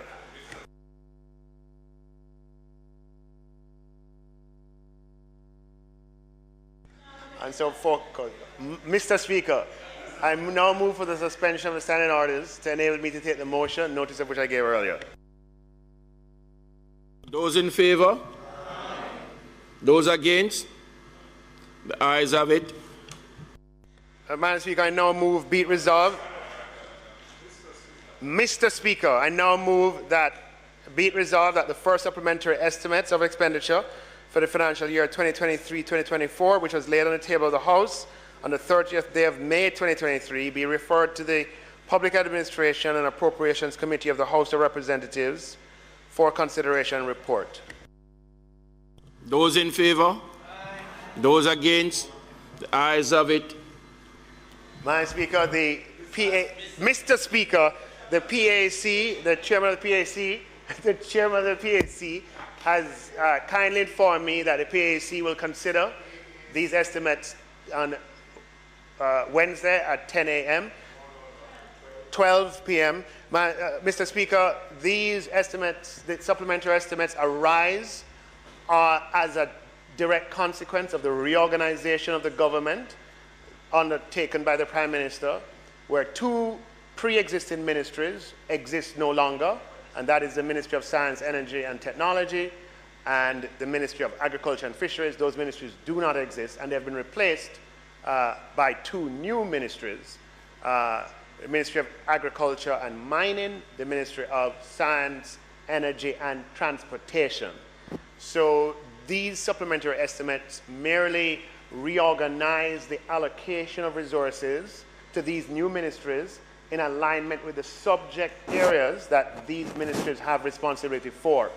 It does not involve any additional expenditure or any change in any of the total numbers. It is simply facilitating the operation of these new ministries. And so I'd hope it would have a speedy passage through the PAAC. Thank you, Mr. Speaker.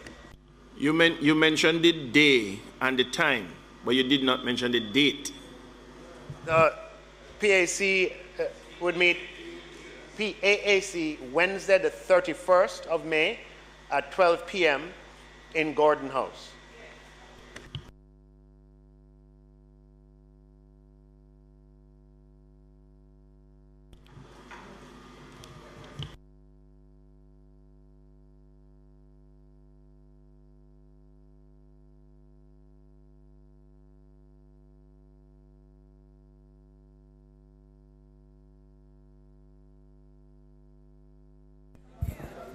Mr. Speaker, I want to urge the clerk, members, I just want to urge the clerk, the reports that are tabled in Parliament, could you please ensure that they are sent to us in a timely fashion? I heard the clerk reading some reports. Normally they are emailed out with a link. I'm just asking that they are sent out in a timely fashion. Too many times we hear of them in the media before we actually get the reports.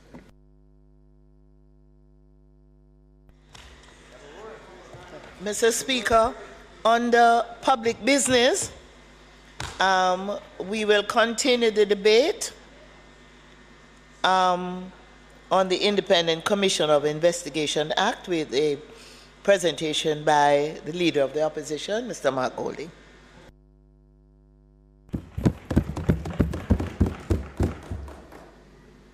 Mr. Speaker,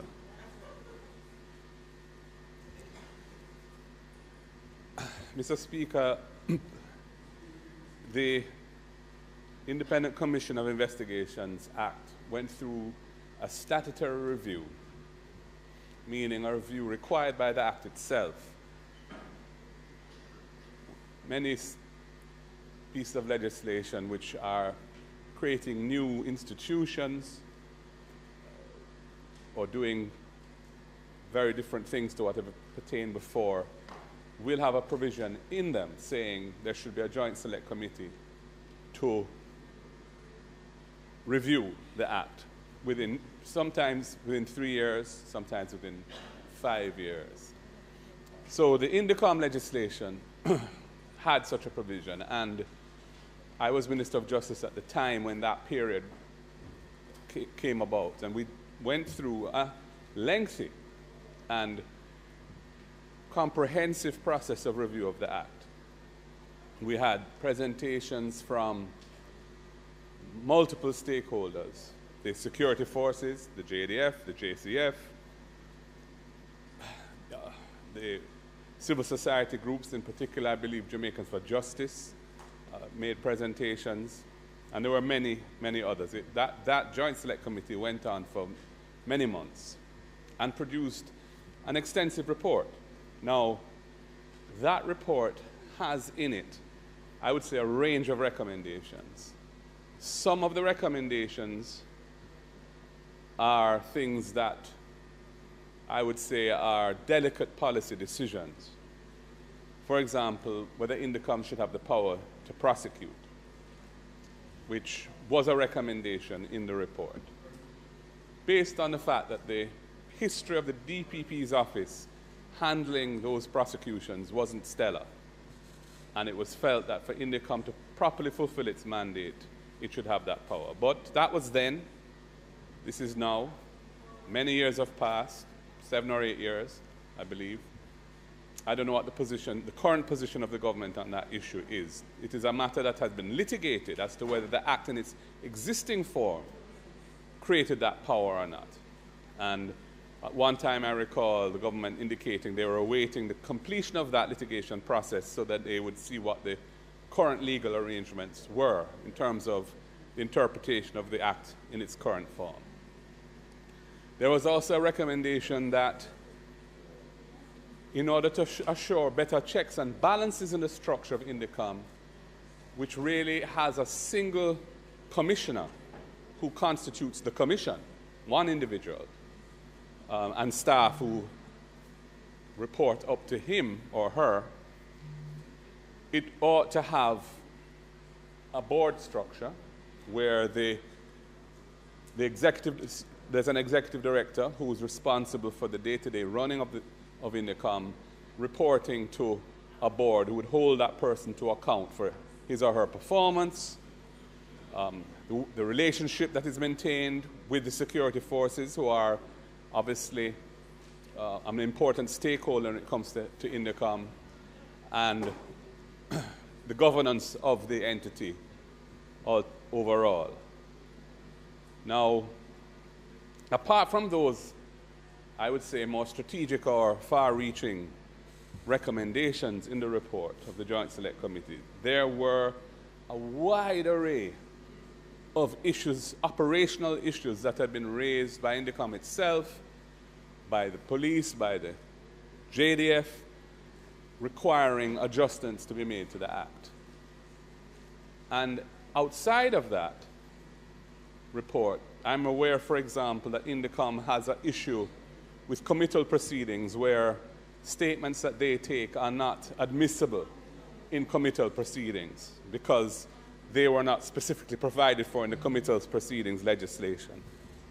So I must say, Minister, I was somewhat surprised when this bill came here now and is addressing a validation and indemnity matter, and has some other issues it's seeking to address, but doesn't get into any of the recommendations of the Joint Select Committee report, which have been in existence now for many, many years. I'm surprised also that I haven't heard anything from civil society on this, because they were very interested when that Joint Select Committee was hearing the matter, and prior to that, when the need for Indicom was recognized and it was being developed and so on, they were very involved and vocal. Haven't heard anything from them on this bill or what has happened to the recommendations in the Joint Select Committee report and so on. But I spoke to the minister. He indicated that there wasn't a settled view, or the more sensitive issues, there wasn't an appetite to move forward with those, but that's a policy decision for the government, and I'm not questioning that here today, but I'm just wondering why we haven't embraced the many, many proposed amendments to the Act that were sensible and necessary for Indicom to operate more efficiently and to be more effective in doing so. So I am a little disappointed that the first piece of legislation that comes in relation to Indicom so many years after the extensive work that was done by that Joint Select Committee over 7 years ago doesn't address any of those issues. Rather, it's some other issues that have come to the attention of the ministry, which are being addressed, and this validation of whatever it is being validated. So I have no objection to the legislation, but I just feel that we've missed an opportunity to implement those aspects of the Joint Select Committee report which are uncontroversial and which are, I would say, important in making Indicom a better, more effective institution. And the very purpose of the reviews, the statutory reviews, is to do that, because when you are drafting legislation for something that doesn't exist before, you're trying to imagine how an institution like that would operate. It's a hypothetical situation because it doesn't exist necessarily. It's being created. So there are going to be things that you've overlooked. There are going to be things that don't work out the way you anticipated. There are going to be things that need to be fixed or changed, which is why those statutory reviews are so important. There are other instances where we're way beyond the stipulated date to have those reviews. The Insolvency Act is one, and the Security Interest in Personal Property Act is another. Those are both fundamental pieces of legislation to the commercial architecture of the country, and they need to have the benefit of that review. And I would recommend for both of those, when they happen, that the external consultants that help the government in the design of the legislation be asked to participate in that review process in some way, because their expertise was very valuable then, and I think would be useful for, it would be useful for them to have a look at how those pieces of legislation have operated since they came into effect. And we have the benefit of their very deep understanding of those areas of law. That would be my recommendation.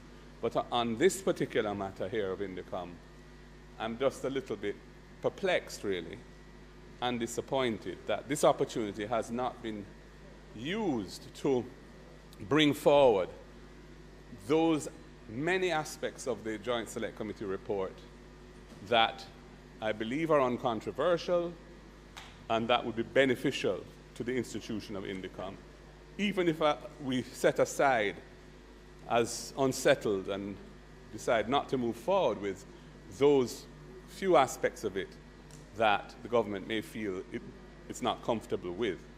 So those are my remarks on this bill. We support the bill. There's nothing in the bill I'd object to, but I am anxious to see how the Joint Select Committee report is to be dealt with. Many years have passed, and we haven't seen anything on it. And indeed, the statutory reviews for those other two pieces of legislation, which, we worked very hard to bring forward in a relatively quick and urgent period of time back then, because they were deliverables under the IMF program, both of them, as part of trying to make Jamaica a more efficient economy, and they need to be reviewed.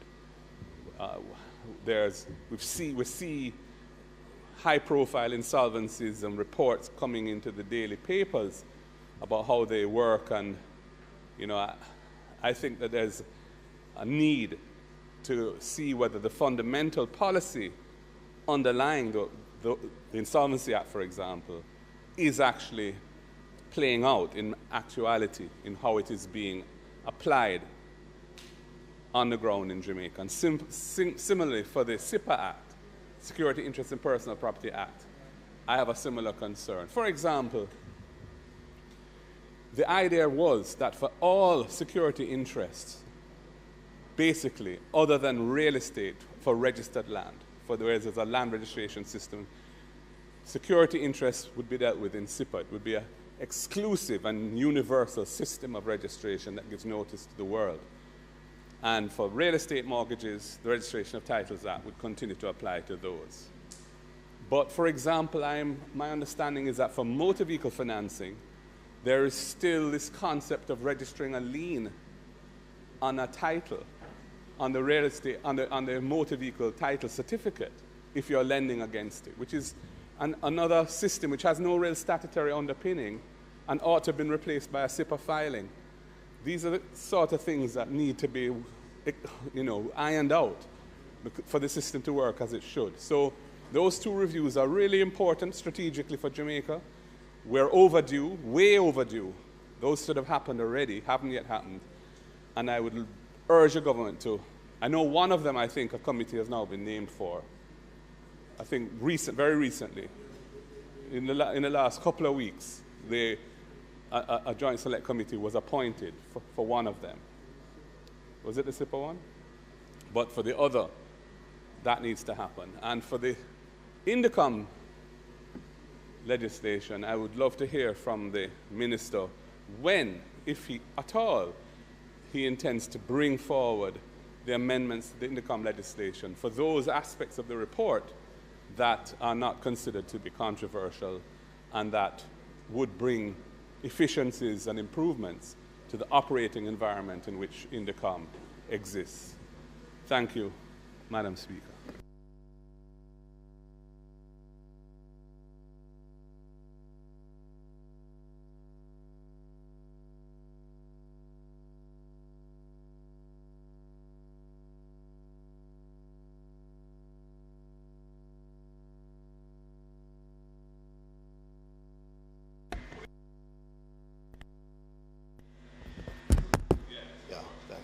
All right. Thank you, Madam Speaker. Minister, while I don't have any challenges with the review of the Indicom Act, I must say that I have some concerns about what is being proposed to be the purpose. When you look at the memorandum of objects and reasons, that is the validation and indemnification. And why I'm concerned about it is that I've personally been involved in several matters from as way back as 2011 with Indicom. And in many of the instances, we would have indicated in open court and to them that they do not have the power that they claimed that they had at the time. And they proceeded. We went to the Court of Appeal, we went to the Privy Council. Finally, the ruling came back that they did not have the powers to prosecute, which we went as far back as the days of preliminary inquiries prior to the Committal Proceedings Act. And officers would have expended significant amounts of money for legal representation. We have had situations where officers would have been in custody. We were granted bail at the parish court level. And then there was an appeal of that bail, and we had to go to the Court of Appeal, who overturned that ruling by the parish court judge. So we have been through a lot with Indicom. So I want to know, for example, how many officers, how many cases is this validation and indemnification going to impact? Because we're talking about cases, we're talking about police officers, many of whom have since been exonerated. They have been acquitted. Many spent many months behind bars in custody before they could be granted bail. And so it is, I don't believe it is right, because for us to coming here to validate and indemnify Indicom from their own callous actions. They're on a frolic of their own. We warned them about it several times over.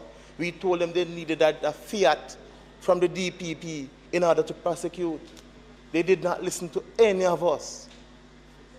So I kind of find it a bit concerning for us to be coming here to even be considering any validation and indemnification of any of their actions. I mean, the increased rule and the definition of the rules between Indicom and the members of the security forces, that's welcome, because there's been a lot of confusion around that. Securing crime scenes, securing evidential material, etc. So, but that is fine. I will support that any day. But as it relates to validation and indemnification, I find it difficult, particularly because I, as an attorney, was involved from day one in many other matters for several years with them. And they were told repeatedly that the actions that they were embarking on was not within the remit. It was ultra-virus. They never listened to us. So I kind of find it difficult, but I just want you to give me an idea how many cases, how many police officers we're talking about who would have been arrested, who would have been charged, who would have been in custody for several months, who perhaps would be looking forward to some reprieve, having been exonerated. What do we tell those officers now? You know, I mean, it's quite unfortunate. Many would have been on bail, interdiction, receiving only 50% of them salaries, having to find other means of an income. Because we're dealing with state against state actors. So I kind of find it difficult. I know you understand fully what I'm averring to, but certainly I want to have a deeper appreciation as to the numbers that we are discussing here in terms of how many cases, how many officers will be impacted by this decision. Madam Speaker, first of all, let me thank the member from St. Andrews South and Southwest and Clarendon Southwest for their input. I must apologize that I don't have the numbers in terms of cases that could indeed seek redress because of the various court cases. And I'll deal with the matter first, the member from Clarendon South West. Truth of the matter, Madam Speaker, since the 2018 Act, it has been a concern of the Indicom Secretariat and the Ministry of Justice that this legislation should come. And indeed, the initial idea was just to do the validation from about 2018, 2019 to get this done prompto. But the personnel in my office said there were some other pieces of legislation that could be added because of the Joint Select Committee that you chaired, leader of the opposition, which could all be done, you know, at one time. So over the last 3-4 years, we have been trying to get a comprehensive amendment to the Indicom Act. And it's just in the past year or so we said, well, we don't seem to be able to get a consensus on many pieces of these legislation, some of which I'll touch on briefly. But at the end of the day, the new Indicom Commissioner is concerned that there are many cases that if police officers really file, they could have a good case against the government because they were charged. And, right. Position, Madam Speaker, colleagues, is that the exuberance of Indicom was that they could prosecute.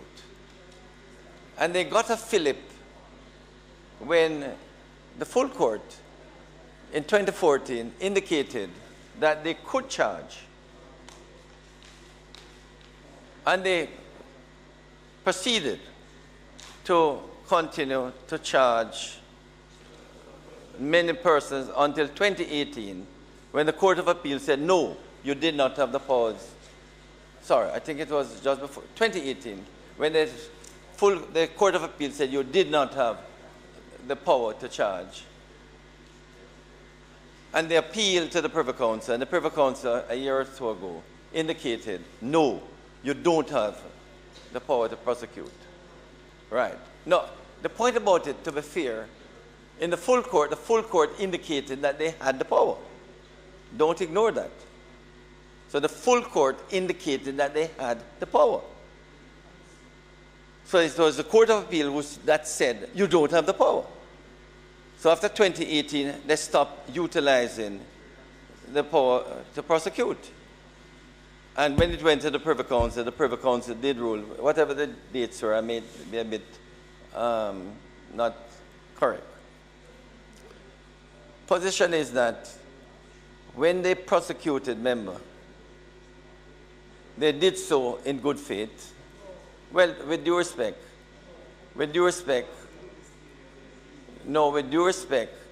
based on the full court ruling, they continued.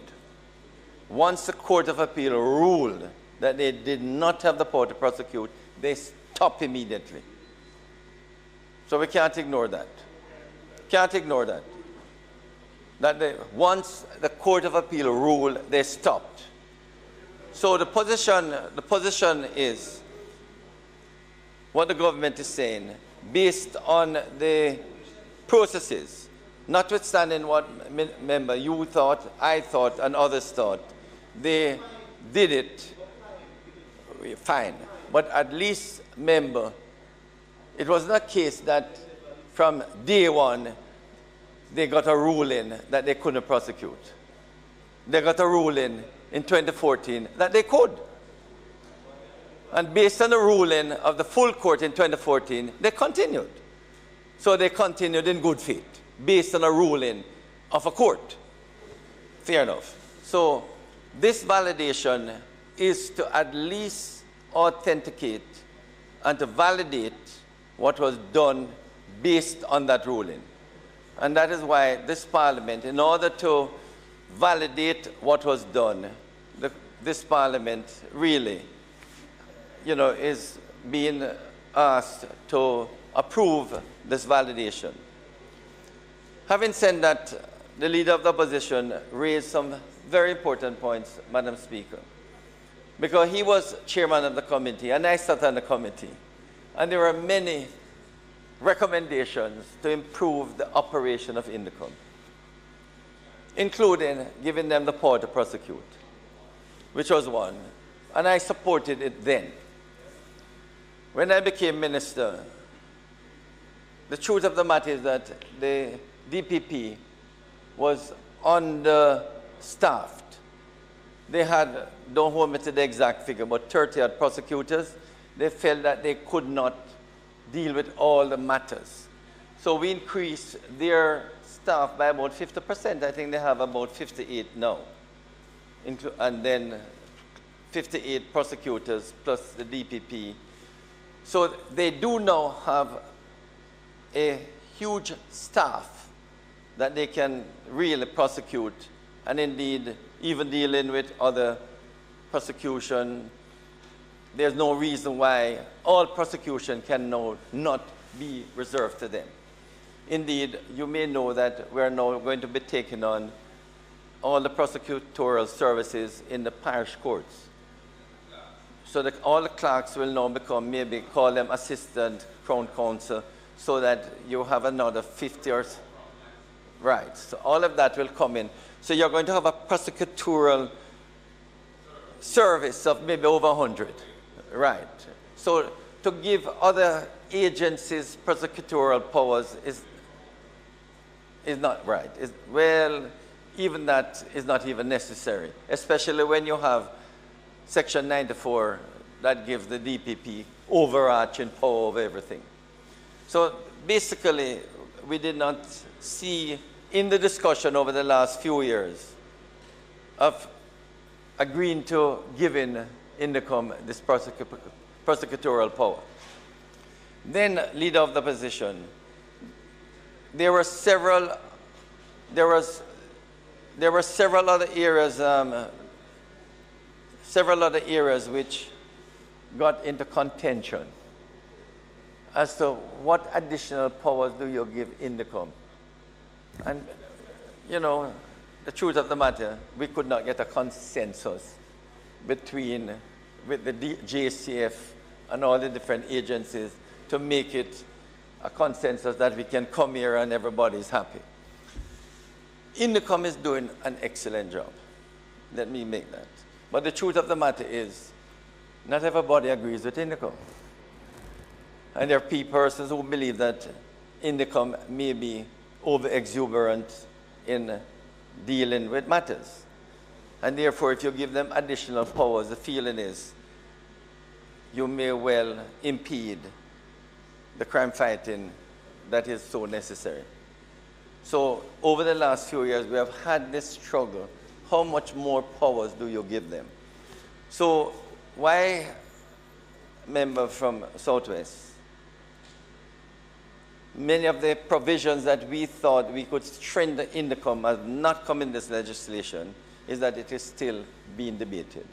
Not that it has been discarded, but the feeling is that we need to just think about them some more, get further consensus from the deliberations with the JCF and other departments. But we felt that the validation was very important for us to bring it, because as you will see, the possibility of matters coming before the court could arise, and we really need to validate it. So thank you for raising these issues, but at the end of the day, we just need to just put this behind us and hope some of the matters we can still, we deal with some minor matters, some minor that didn't have any controversy, you know, in terms of the recommendations. But those that were still unsettled, we decided, you know, to leave them for the moment. But remember, in all sincerity, member from Clarendon Southeast, Southwest, the truth of the matter is, yes, there are many cases that could arise, but based on what the INDECOM officers believe that they had, the powers that they had, they acted. And therefore, and therefore, we're asking Parliament to validate those acts. Because the truth of the matter, you don't want to get into this contention as to going to court and say what you believe, what's the basis of your good faith. The truth of the matter is that when a court, when a court in 2014 ruled that you had the prosecutorial powers and they acted on that, to say that because you or I did not believe that they had the powers, because you or I believe that they did not have the powers, is not enough, especially when there's a court ruling, the full court ruled, and they acted on that. And those are the cases that you, member, would be asking about. And I'm saying this Parliament must make its approve on the basis that they acted on the 2014 ruling of the full court. Huh?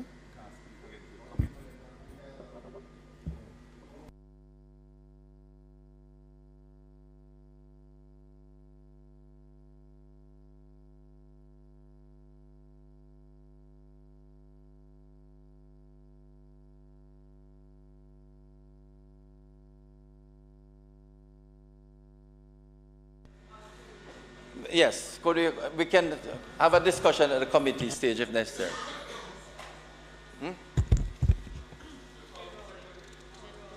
Can I ask a second reading, Madam Speaker? Do it at the committee stage. Members, the question before the House is that the bill be read a second time. Those in favor? Aye. A bill entitled An Act to Amend the Independent Commission of Investigations Act and for connected purposes, read a second time. Madam Speaker, I think a number of members wanted to make some comments. We haven't got into... Sorry. Members, the House will now resolve itself into a committee of the whole House to consider the bill clause by clause. Okay. Put clause 1. Those in favor? I put clause 2. Those in favor? I put clause 3. Those in favor? Madam Speaker, Chairman, my apologies. Minister. No, I'm coming now. Go, sorry. Yeah, you want to come? No, you go ahead first. Clause 7. Okay. We're at clause 3, Minister. No, clause 4. No, Madam Speaker. I think a very useful amendment has been proposed, okay? In clause 3(4), instead of "it is declared in the interest of certainty," we would like a replacement "for the avoidance of doubt." For the avoidance of doubt, a delegation under subsection 1. Would that be appropriate? For the... No problem. Avoidance okay? of what? Yes, which makes it clearer rather than negative. For the avoidance of doubt. No, section 326(4). For the avoidance of doubt, a delegation under subsection 1 shall in addition, right. Okay. My only comment is, I don't know if there's a drafter here. They may have a reason why they did this, formulated this way. I don't know. No, I don't think so. They don't have a reason. They don't have, there's nobody here? No draft. So we're now at clause 4. Minister? Yes. Is there an amendment to clause 4? No, Madam Speaker. Right. Approved. I now put clause 4. Those in favor? Those against? The ayes have it. I put clause 5. Those in favor?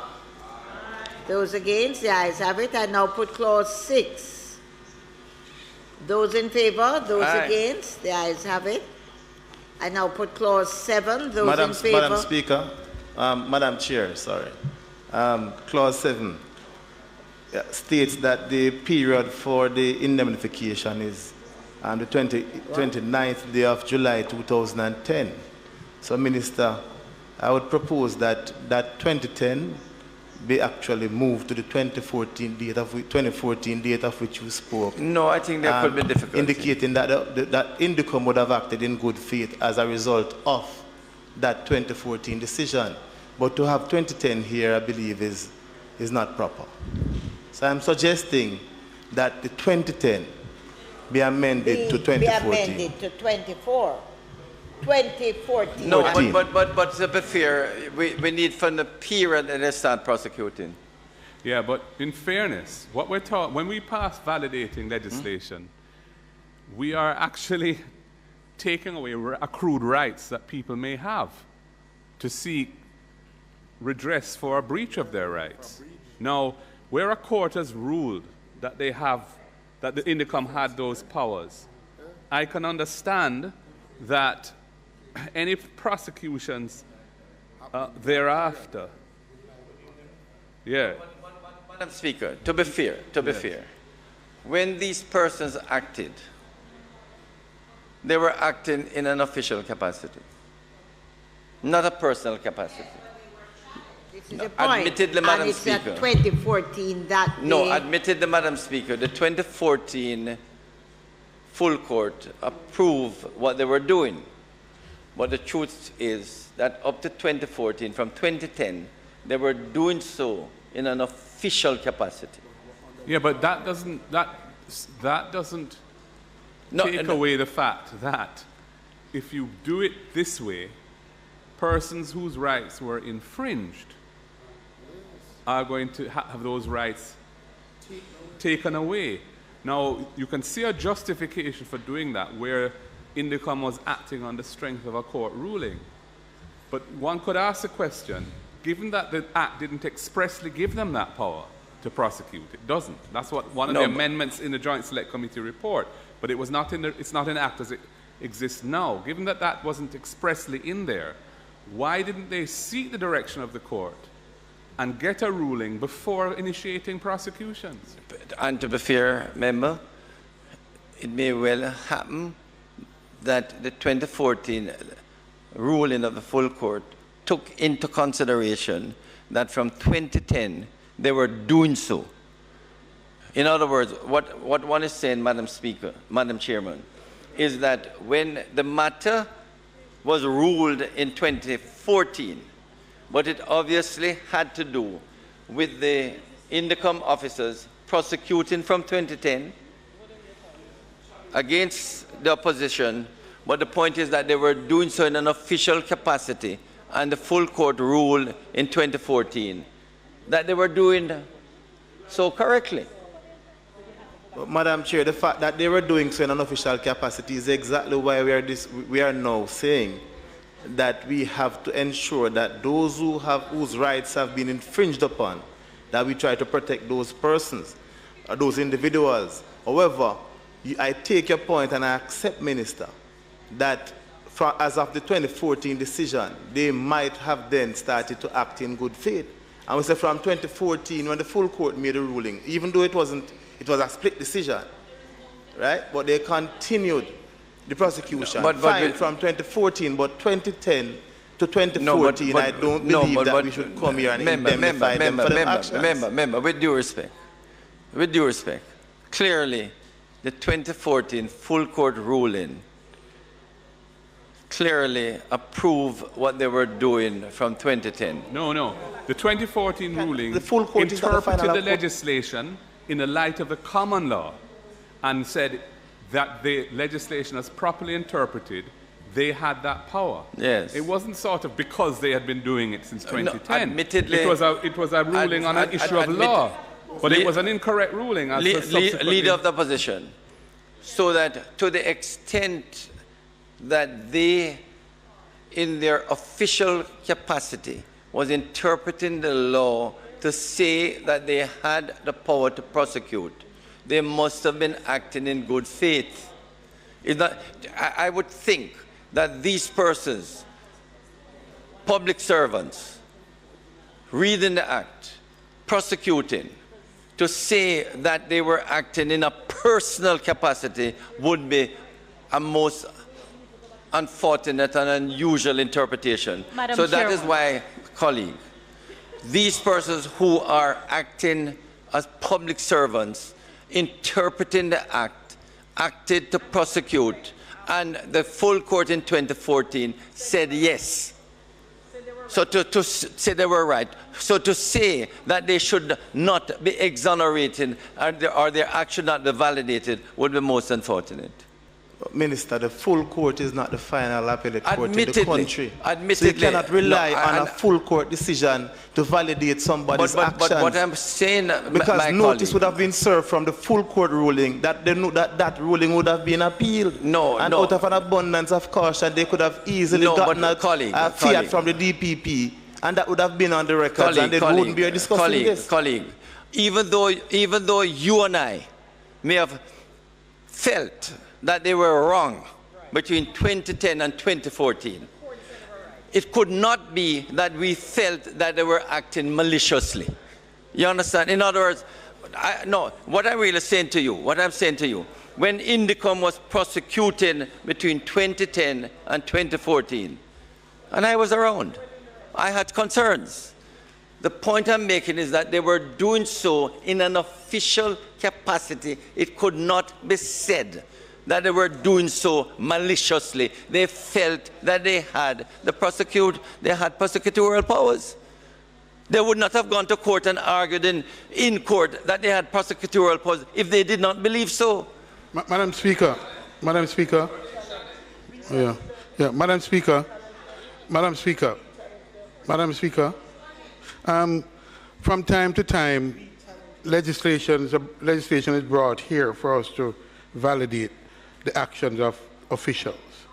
In most of those instances, they are about actions that may have some pecuniary implication. This one is a bit different. This one goes to some constitutional rights that persons may have, their liberty and their livelihood, that they too are acting on behalf of the state. So this is qualitatively different.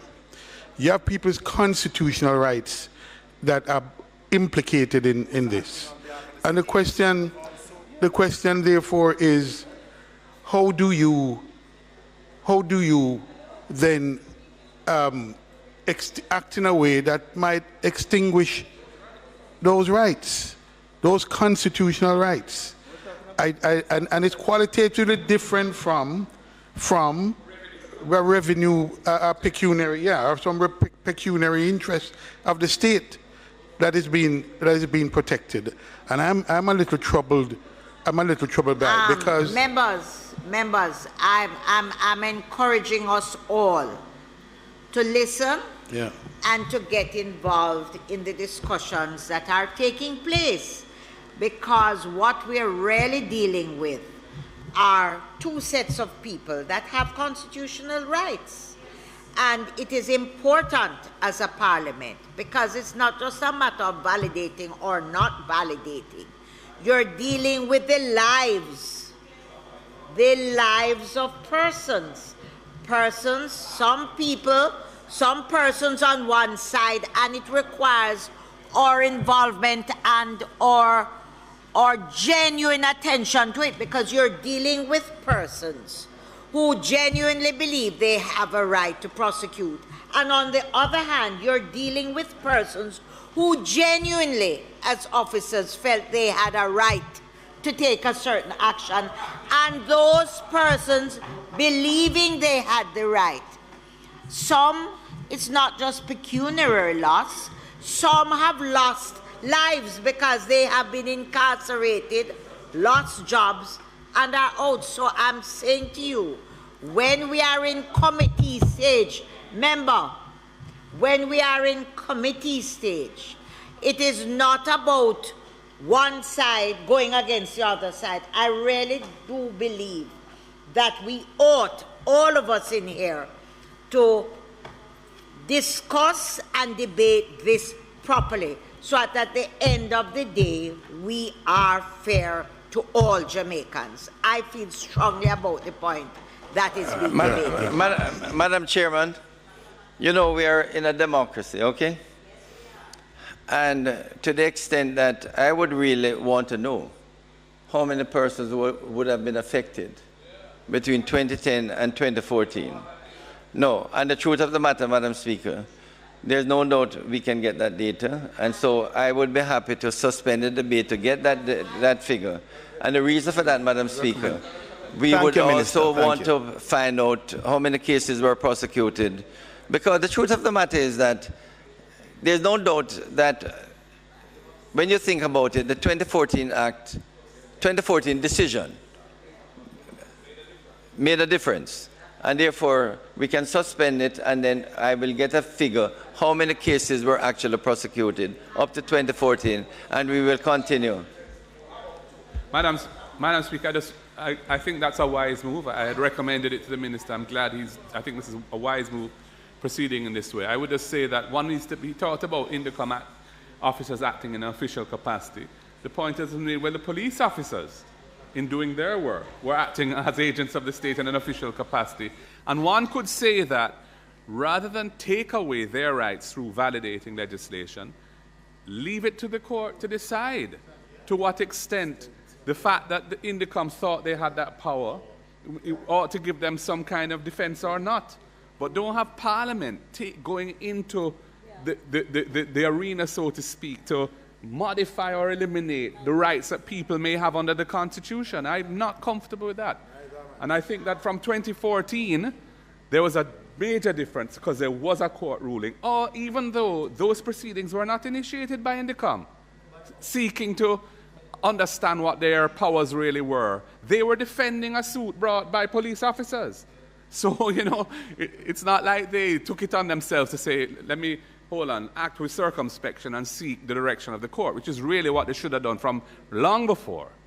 So, but it be it as it may, the court said they had that power, and that ruling applied for 4 years until the Court of Appeal ruled otherwise. So I could understand validation then, because they were acting on the basis of a court ruling. As I say, Madam Speaker. Not any one side, Chairman. But as I say, Madam Chairman, we'll suspend it to get an idea. Right. What I would like for you to do, Minister, is we could go back to clause 4 where we did not put the thing, where we the amendment for the avoidance of doubt, to see whether or not we're all in agreement with that. And no, we didn't. It was not put to the committee, and we need to put it. And then you can ask that progress has been made in the matter, and you are suspending it, and then we will resume. So when we get back, we come back to this point and not start. To clause 7. To clause 7. We'll come back to clause 7. Right. So now we can the amendment in clause 3. You can't approve the amendment and suspend the debate for clause 7. It's a bill. We will suspend the we'll suspend the and when we resume, we've already approved the amendment. No, but I'm saying we can, what we have amended, agree on now, and suspend the debate. But didn't we already? You didn't put clause 3. We did. For avoidance in respect of clause 3. No, we did. So how we reach clause 7 and you put clause? We reached clause 7. We discussed it, but I did not put the clause, and we did not agree to the amendment. So we have to seek the amendment. So I now put the amendment to clause 3, which says, for the avoidance of doubt. Those in favor? Aye. To change the word. Those against? So is it agreed that we now put clause 3 as amended? Those in favor? Aye. Those against? The ayes have it. I thought we had reached clause 7. Yes, but I'm saying to you, no problem, we had agreed, but it was not put, and for the no problem, Madam the records, we ought to put it, and it should be there. Right. Correct, Chairman. So, Minister, you're asking the House for suspension, and we will resume. Those in favor? Those against? The ayes have it. So when it doesn't matter, when we get back, we'll do that. Those in favor, those against. So you have returned the House. Members, I do report to the House that our discussions on the bill have started. There are amendments done, and we have decided to suspend the debate and do some more soul searching and bring figures to the table, and we'll resume at clause 7. Those in favor? Those against? That's what. Right. House Leader.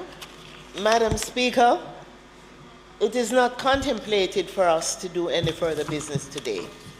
I therefore ask that the House adjourns until Wednesday, that's tomorrow, May 31, 2023 at 2 p.m. Members, the question is that the House do adjourn until tomorrow, Wednesday, the 31st at 2 p.m. Those in favor? Those against? The ayes have it. This House is now adjourned.